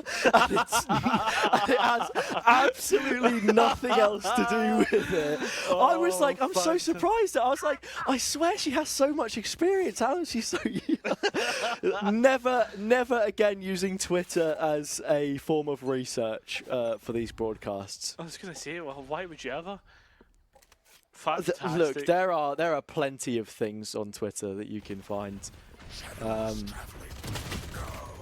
Good and bad. This is good news for Beyblade Ninjas, though. Taking the B site, another brilliant entry from Super Frog. And clearing out the space in Hobbit as well. Little flash in to get her on a new angle. Liza in combination means that the whole right side of the map belongs to Ninjas in their post plan. This is nice, just a little bit extra in the details to clear out the box, but unfortunately Beyblade Ninjas were well aware of what the plan was from Surrenderers. Right there. 3-0, bonus converted, and Hazard, there was still lesser weapons on that buy as well. Yeah. Man, I still can't get over it. It's so stupid. Yeah.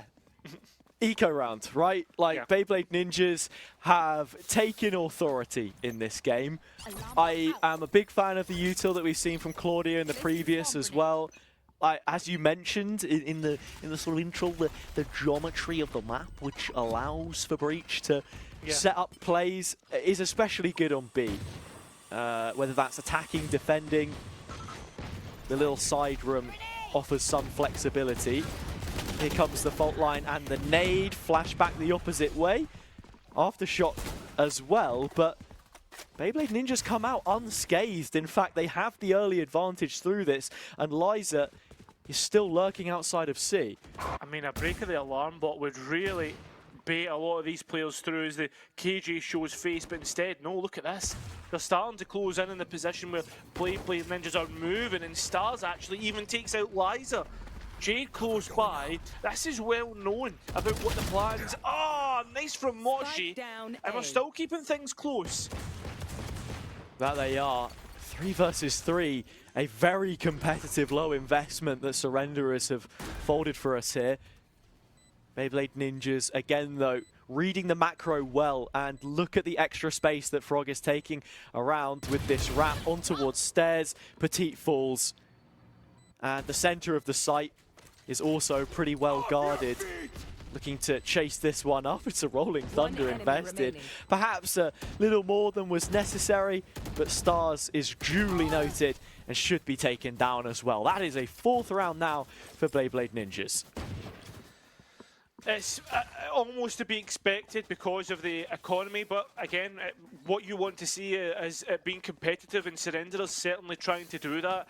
I mean, getting rid of the lurker of Liza, Stars doing well on that front, and you know, making the site that little bit worrisome as they start to close in fairly quickly from Surrenderers. They're now starting to get an idea of how Beyblade Ninjas want to move throughout the map, so hopefully again, more adaptations on this defense and better understanding of the map.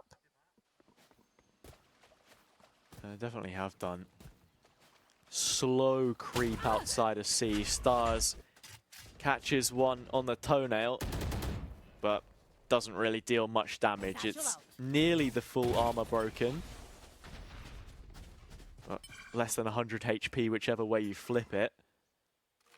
A little bit of information gained. Petite with the dog clears out the entirety of B, but doesn't break the turret, and Liza will finish off Elsie on this overextension that has been sussed out by what the set play was at the start of the round. I think Surrenderers there really lacked from a bit more proactive information on what was exactly happening outside of C, because Elsie got lured into that false sense of security of going for the peak, which has now opened up the site. Yeah, and especially with having a Sky, you would expect to be able to go and take that proactive information as well, Hazard, you know, so it's not like there wasn't any tools to be taken, and there's not any tools to be taken these fights. Lovely from Jade and Moshi.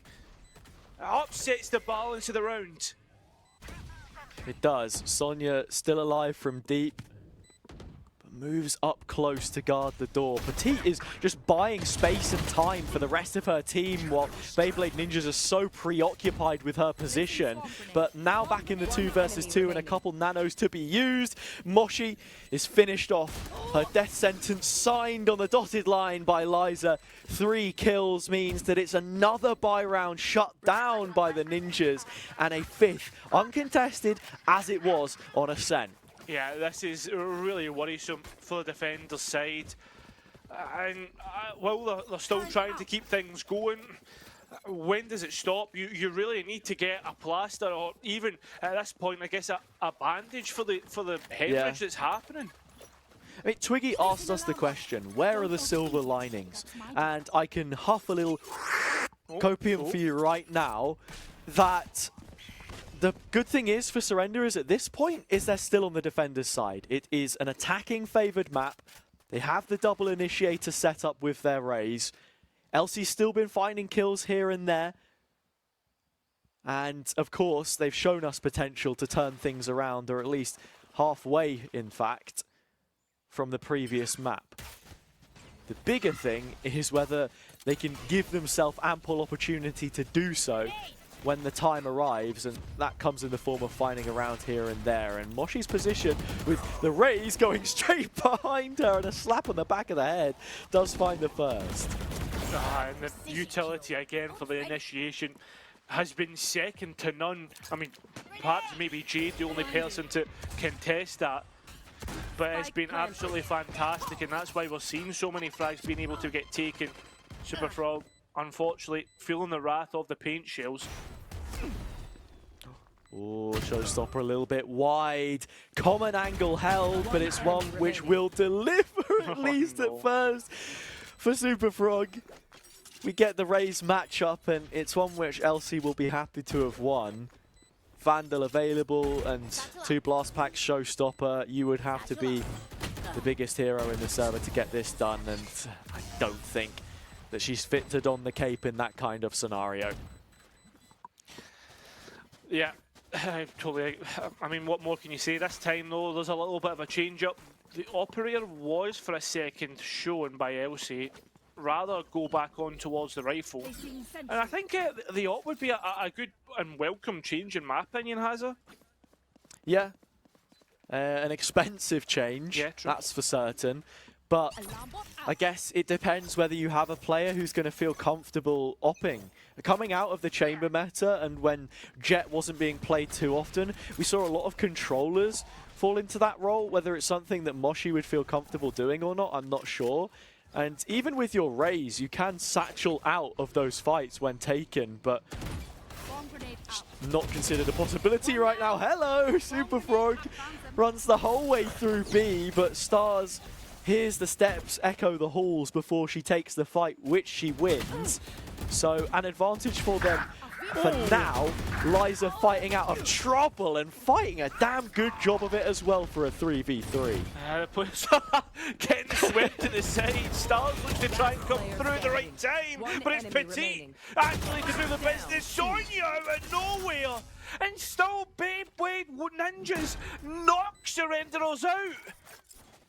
Ah, man. That looked to be the round. That round, if any, of the bunch we've seen so far.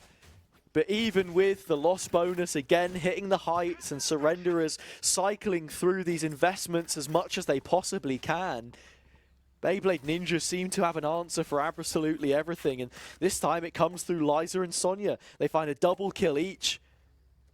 And playing off of one another even is really how that's enabled. It's not just the individuals, it's the fact that the supporting cast is so close by. Yeah. That there's a bit of comfortability about it. Stuns traded. Moshi should be dead to the util. It's actually Super Frog that's dead to the util, Hazza. A nice pick, and well, another one to come through from Liza. Indomitable when it comes to these fights, and every single time very easily takes the fight. Nice from Jade though. Yep. Can I say, you know, it's nice to open up a door for somebody else. And Jade gets the mini door broken and presented with the opportunity to kill Liza. I feel That as Guardian don't miss. it does not. I feel as if it's like one of those silly horror tropes where they open the door and then it's just like the villain on the other side. Yeah. Look, there is nothing cheesy about this game though. Difficult to call, even from this position. Beyblade Ninjas, yeah, they're a player down, but that doesn't mean that the round is lost for them yet, not at least when Reyna's still alive. But Jade can be the biggest anti-hero to it all. It's been a decent look for her so far. Claudia, the one left standing. Elsie shuts her down, and the defuse can get worked on. 7-1, still plenty of time and a half to make this scoreline look pretty for them, Hazard. And especially when you're moving on to what is, I'd say, a better attacking side than that of Ascent. And it definitely is. That round felt a lot more concrete and coordinated from Surrenderers. Common courtesy taken, doors opened for one another, and now the possibility that they can find something in this game is well and truly back on. I think the fact that you find your first round here, you've still got 4 more to play for, and to take 3 of those, again, another 8-4 scoreline, absolutely nothing to say that that wouldn't be enough for Surrenderers to turn this on its head. Players heading straight into B, and it's taken without much of a contest, unless Superfrog. No, I thought they were just going to post Superfrog up. Nope, they are wanting to just get a forward position and will punish Elsie for that. Elsie not expecting Frog to be up anywhere near as close as she was. Again, Liza from outside of A finding a kill, and it just gives so much space to the rest of the team. Reyna and Claudia spray them down. It's all ninjas in round number 9. It's round number 8 for them. And now it's within the realms of the point of no return. It is round number 8. Whoops. What? Yeah, you're right. It was round number 8. What? But yeah, no, I mean, no, never mind. Okay. Anyway, in terms of that A control, yeah, like it was crazy how much Liza was able to get done. Yes. No, but I was just thinking that Hazard lose 2 more rounds, Surrenderers really going to start to struggle. I mean, it's an uphill battle, yeah, but it becomes even more so. And Elsie just peeking into 4. In fact, actually 5. Yeah, every single You should run. player name checked on the register, present, class is in session, and Beyblade Ninjas seem to be schooling Surrenders at this point in time. Really down to every last Spike detail. down, B. The utility usage there is good, but again, Jade's managed to find one with the aftershock. I don't know how she keeps doing it so consistently, but it has really blown this one back open for Surrenderers. On the retake, Sonya now 1 versus 4 and stunned up with a bunch of players about to greet her. Honestly, my heart was in my mouth just for a second. In a world there is a world where Sonya sprays down the last 2 remaining players.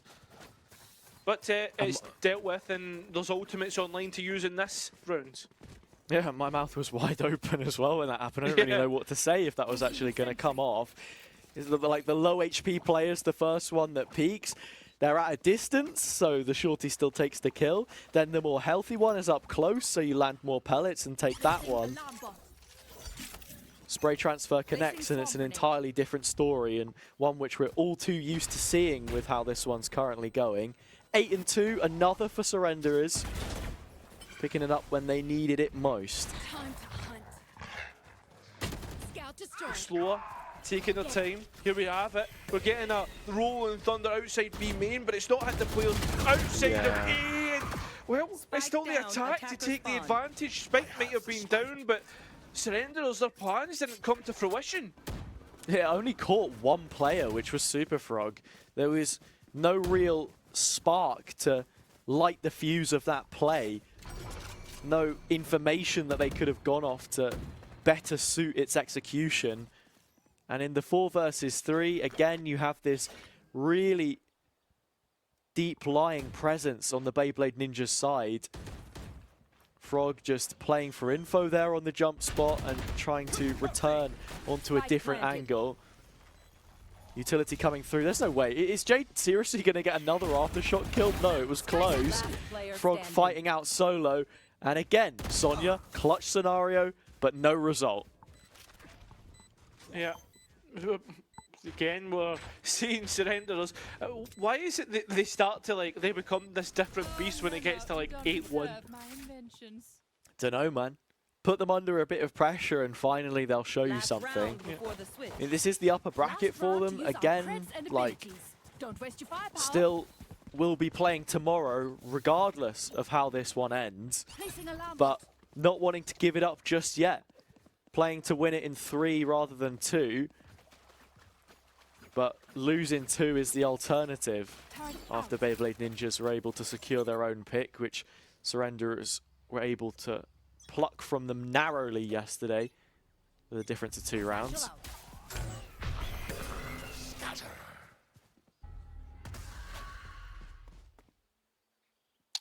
Petit's going to need to look to get out. I mean, they want to fight, but yeah, you can already see them start to retreat and give up that site. Surrenderers obviously with an idea now, and Eliza probably the weaker of the 2 arms of this push. Yeah. And Jade is now gone as well. Not just her quality, but her utility in this retake is something that you will be sorely missing if you are Surrenderers. Beyblade Ninjas will add fuel to the fire with a rolling thunder. Moshi is stunned and dead. Only stars remain, and while the walk don't stop, her involvement in this round will. That's a 9-3 half that Beyblade Ninjas put to paper. The curse activated, we'll need to find out. Whether it exists or not is another question. It all starts with this pistol round for it to be activated, in my opinion, Hazza. Oh, let's not go there. let's not go there, man. I guess like a... Yeah, it's something that you say after the fact, right? Yeah. If you sort of will it to happen before. I guess so.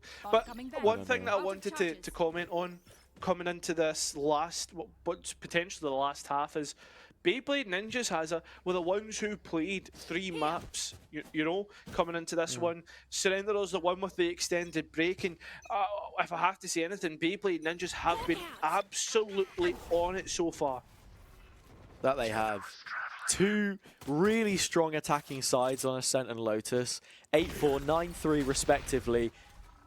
They'll be looking to close it out here in a much more simplistic fashion than even map 1 showed, but Reyna caught in a difficult spot. Claudia needs to finish this off, but perhaps Liza can do it for her. A little bit of help on the homework, and 4 players to 3. The last remaining on the Surrenderer side have got to show something if we're to believe that the curse or the comeback is real. Super Frog fancies this. Spike planted. Already up close, silent drop, and is going to get 1 peek from Moshi.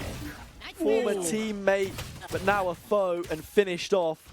Stars gets the trade, but still the numbers favor the defense and favor the ball. Jade's played a discipline. This is ridiculous. No! Wide of the mark on the second involvement. Beyblade Ninjas will get double digits. The name in lights has it. The name in lights. Jade nearly willing it into fruition. So patient. And like, I mean, yeah, but that's the play that she has to make in that kind of situation. 100%. Do you know what I mean? Like, she's put it all on red, but it's landed on green, unfortunately. Tough situation. What can you do?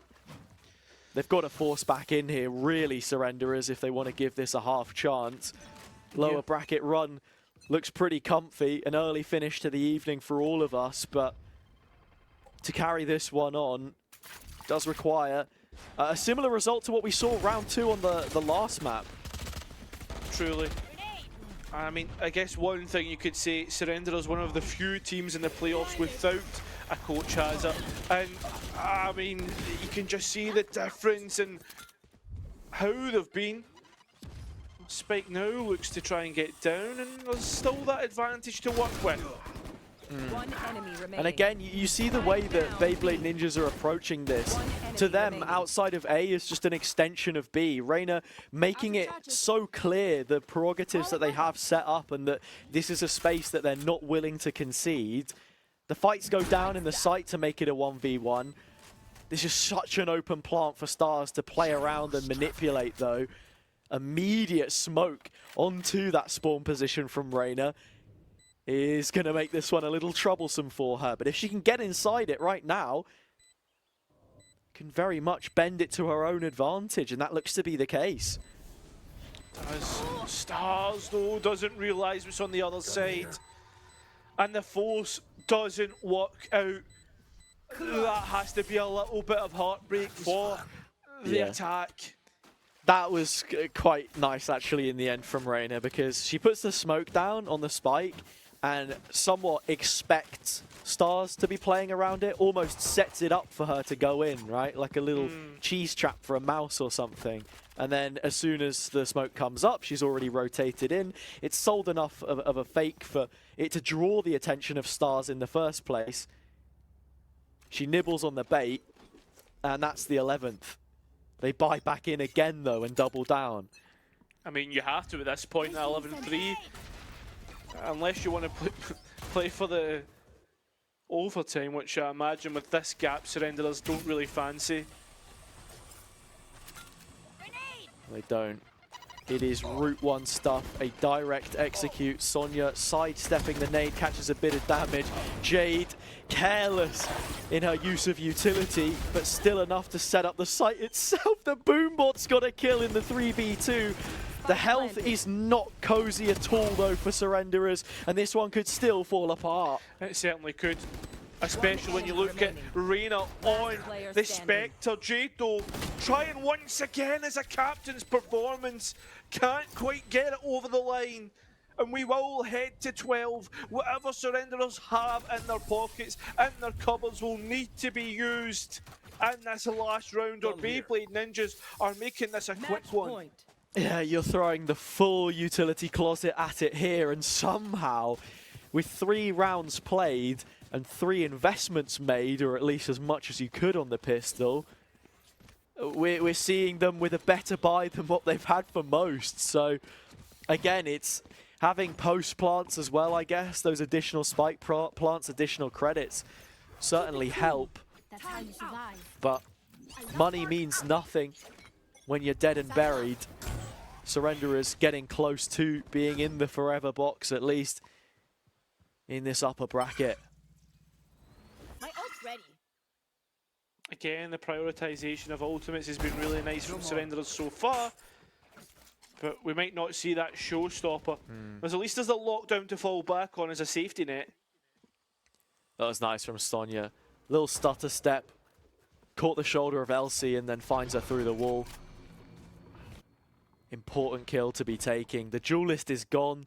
Your space maker, your showstopper, and now the lurk. Everything crumbling, falling, tumbling down around Surrenderers.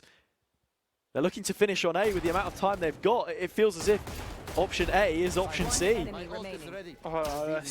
This truly is the safety net of a lockdown away, and it begins to free fall as Surrenderers fall through into the lower bracket. Beyblade Ninjas will proceed to that upper bracket final next week.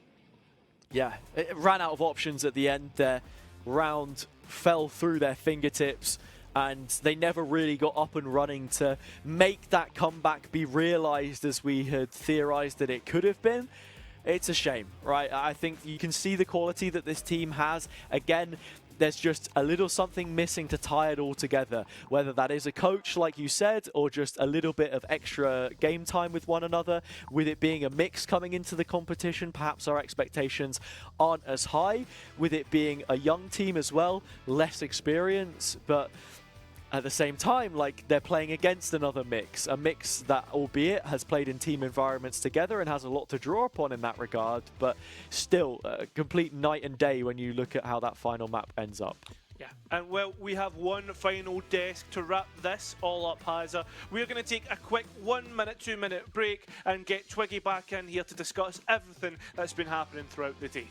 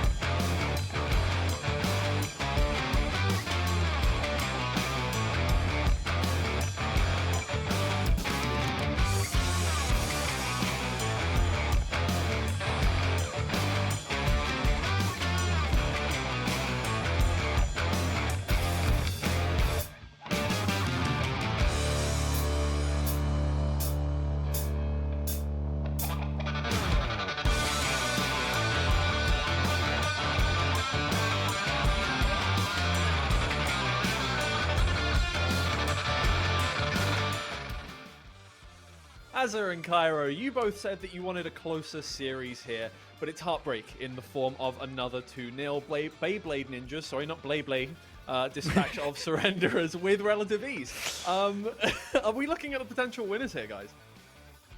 I think we have to be at this point, right? Again, I think it's like you compare a quality team and like a pretty good team, a team with a lot of potential to one another, like the first series that we saw. Alternate Attacks, they have the they have the experience, they have the quality, they have the team play, they know one another, they've got the setup. They're good, right? We expect them to be somewhere near towards finals. And then again here, Beyblade Ninjas, they have the experience, they have the quality, all of that. For on the opposite side of things, Surrenderers, they have the quality, that's for sure, but I think maybe the experience and the team play is not quite hitting for them just yet, which is sad, but again, the future is bright and the tournament's not over for them yet.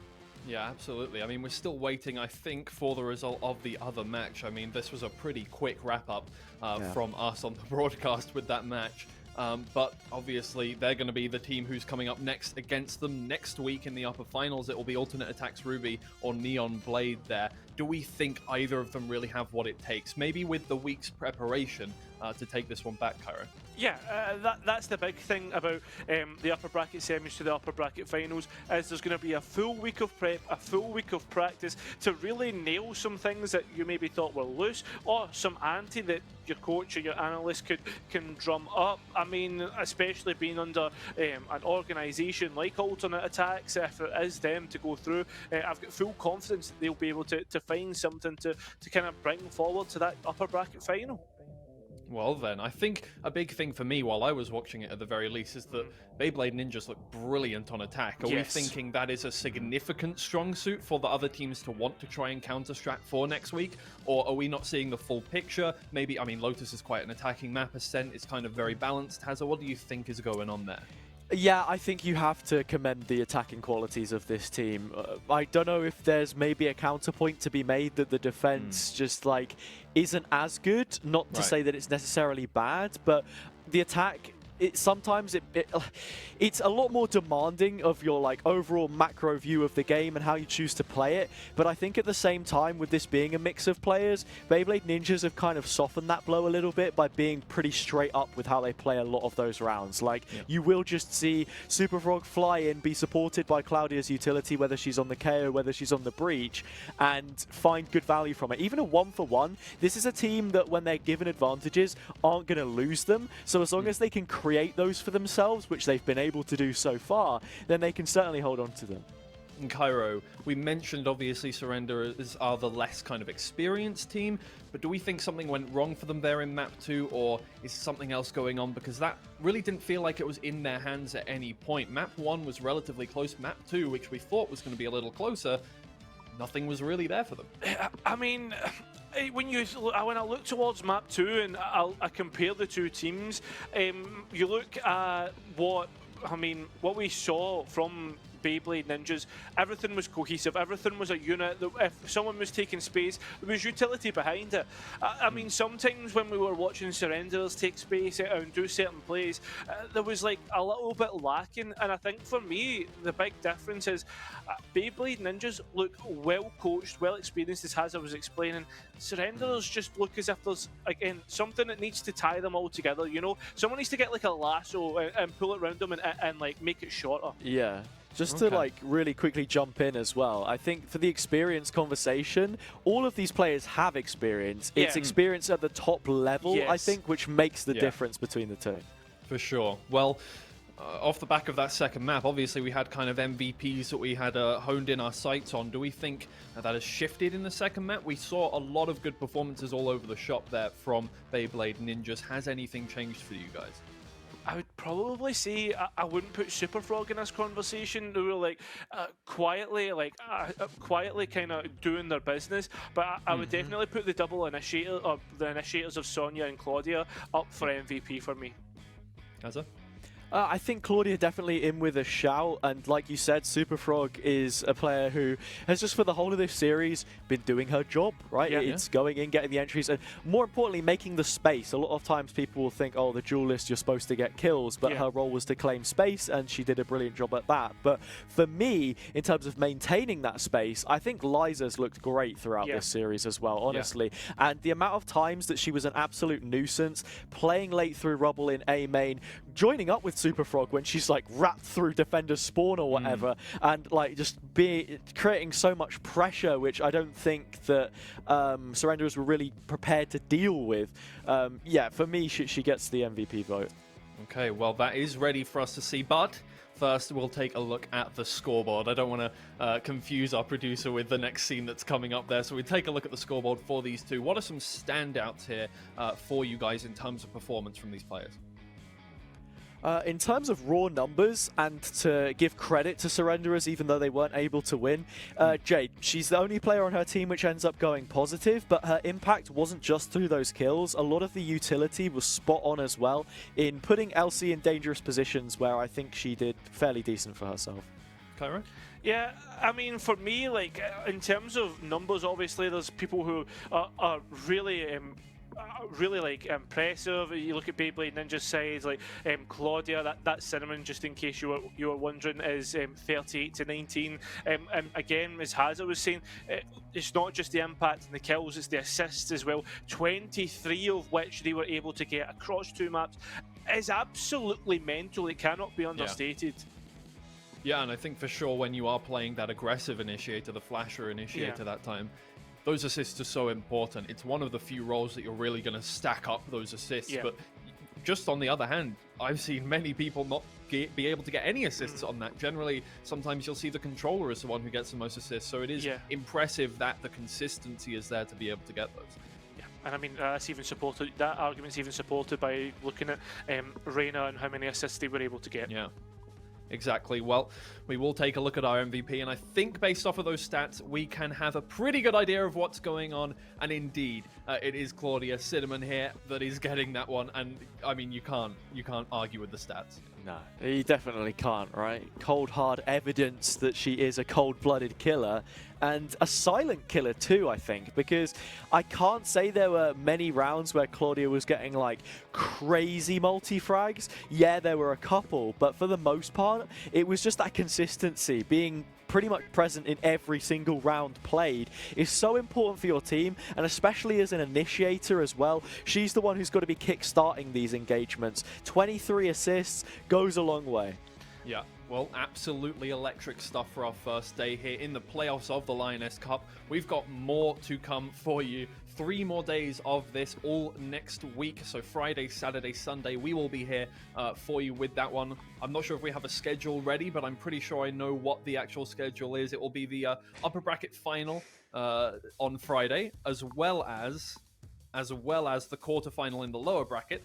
And then on the 25th, the Saturday, we've got the semi-final and the final in the lower bracket, and then the grand finals are going to be on Sunday. So really exciting stuff to come. What are you guys looking forward to? Obviously, we've still got some teams that we don't know exactly the results of yet, so we can't really say what's going to happen next, but I can confirm that Joker's, Slay, and Scully's have been eliminated from the competition. Now it will be Meats and Gamix Light moving on to the lower quarterfinals. Yeah, I mean, we can console you later, Twiggy, that your lovely looking. My logo is gone. Yeah, Logo is gone. It will live on forever in the bracket. It's fine. But I mean, the thing that I always love and the thing that I look forward to is these lower bracket runs that come out of nowhere. Like for some reason, teams when they're put in a do or die situation just get this buff and really send it on forward to the grand finals. And I think that's always more exciting than how the upper bracket plays out. Yeah, I mean, the Sentinels effect, I think, if we're going by the first team to do that regularly, way back in 2021, a lot of lower bracket runs there. Any teams you're looking forward to seeing moving on forward? Yeah, I mean, by mentioning Sentinels, of course, you're talking about decades ago. The guys haven't been relevant Yeah, in ages, but I was yeah, a kid. no, I know what you mean. Yeah, back in my day when Shazam was IGLing and coaching for the team. But no, I know what you mean, right? I think we expect Surrenderers to make this lower bracket run. If you look at some of the other teams there are some decent ones. I think Meats showed what they're capable of yesterday. Yeah. If Gamax can bring Yakina back in, maybe there's some life to it. But for me, I can see them making it through lowers. Again, if you know who it is that they're going to end up facing in the lower bracket final, I'm not too sure. It's not that direct route to the grand final, of course. I'm just really looking forward to how these next couple of matches pan out, because I think we're starting to see some of the higher level, sort of quality level that this tournament has to offer. For sure. Well, guys, gals, and non-binary pals, we have been here for the Lioness Cup today. We've got 3 more days of competition left to go, so make sure you join us here, same place on Friday. And, well, I mean, that's it for us. We will see you then. Thank you for joining us for this day of competition. We can't wait to bring you the rest.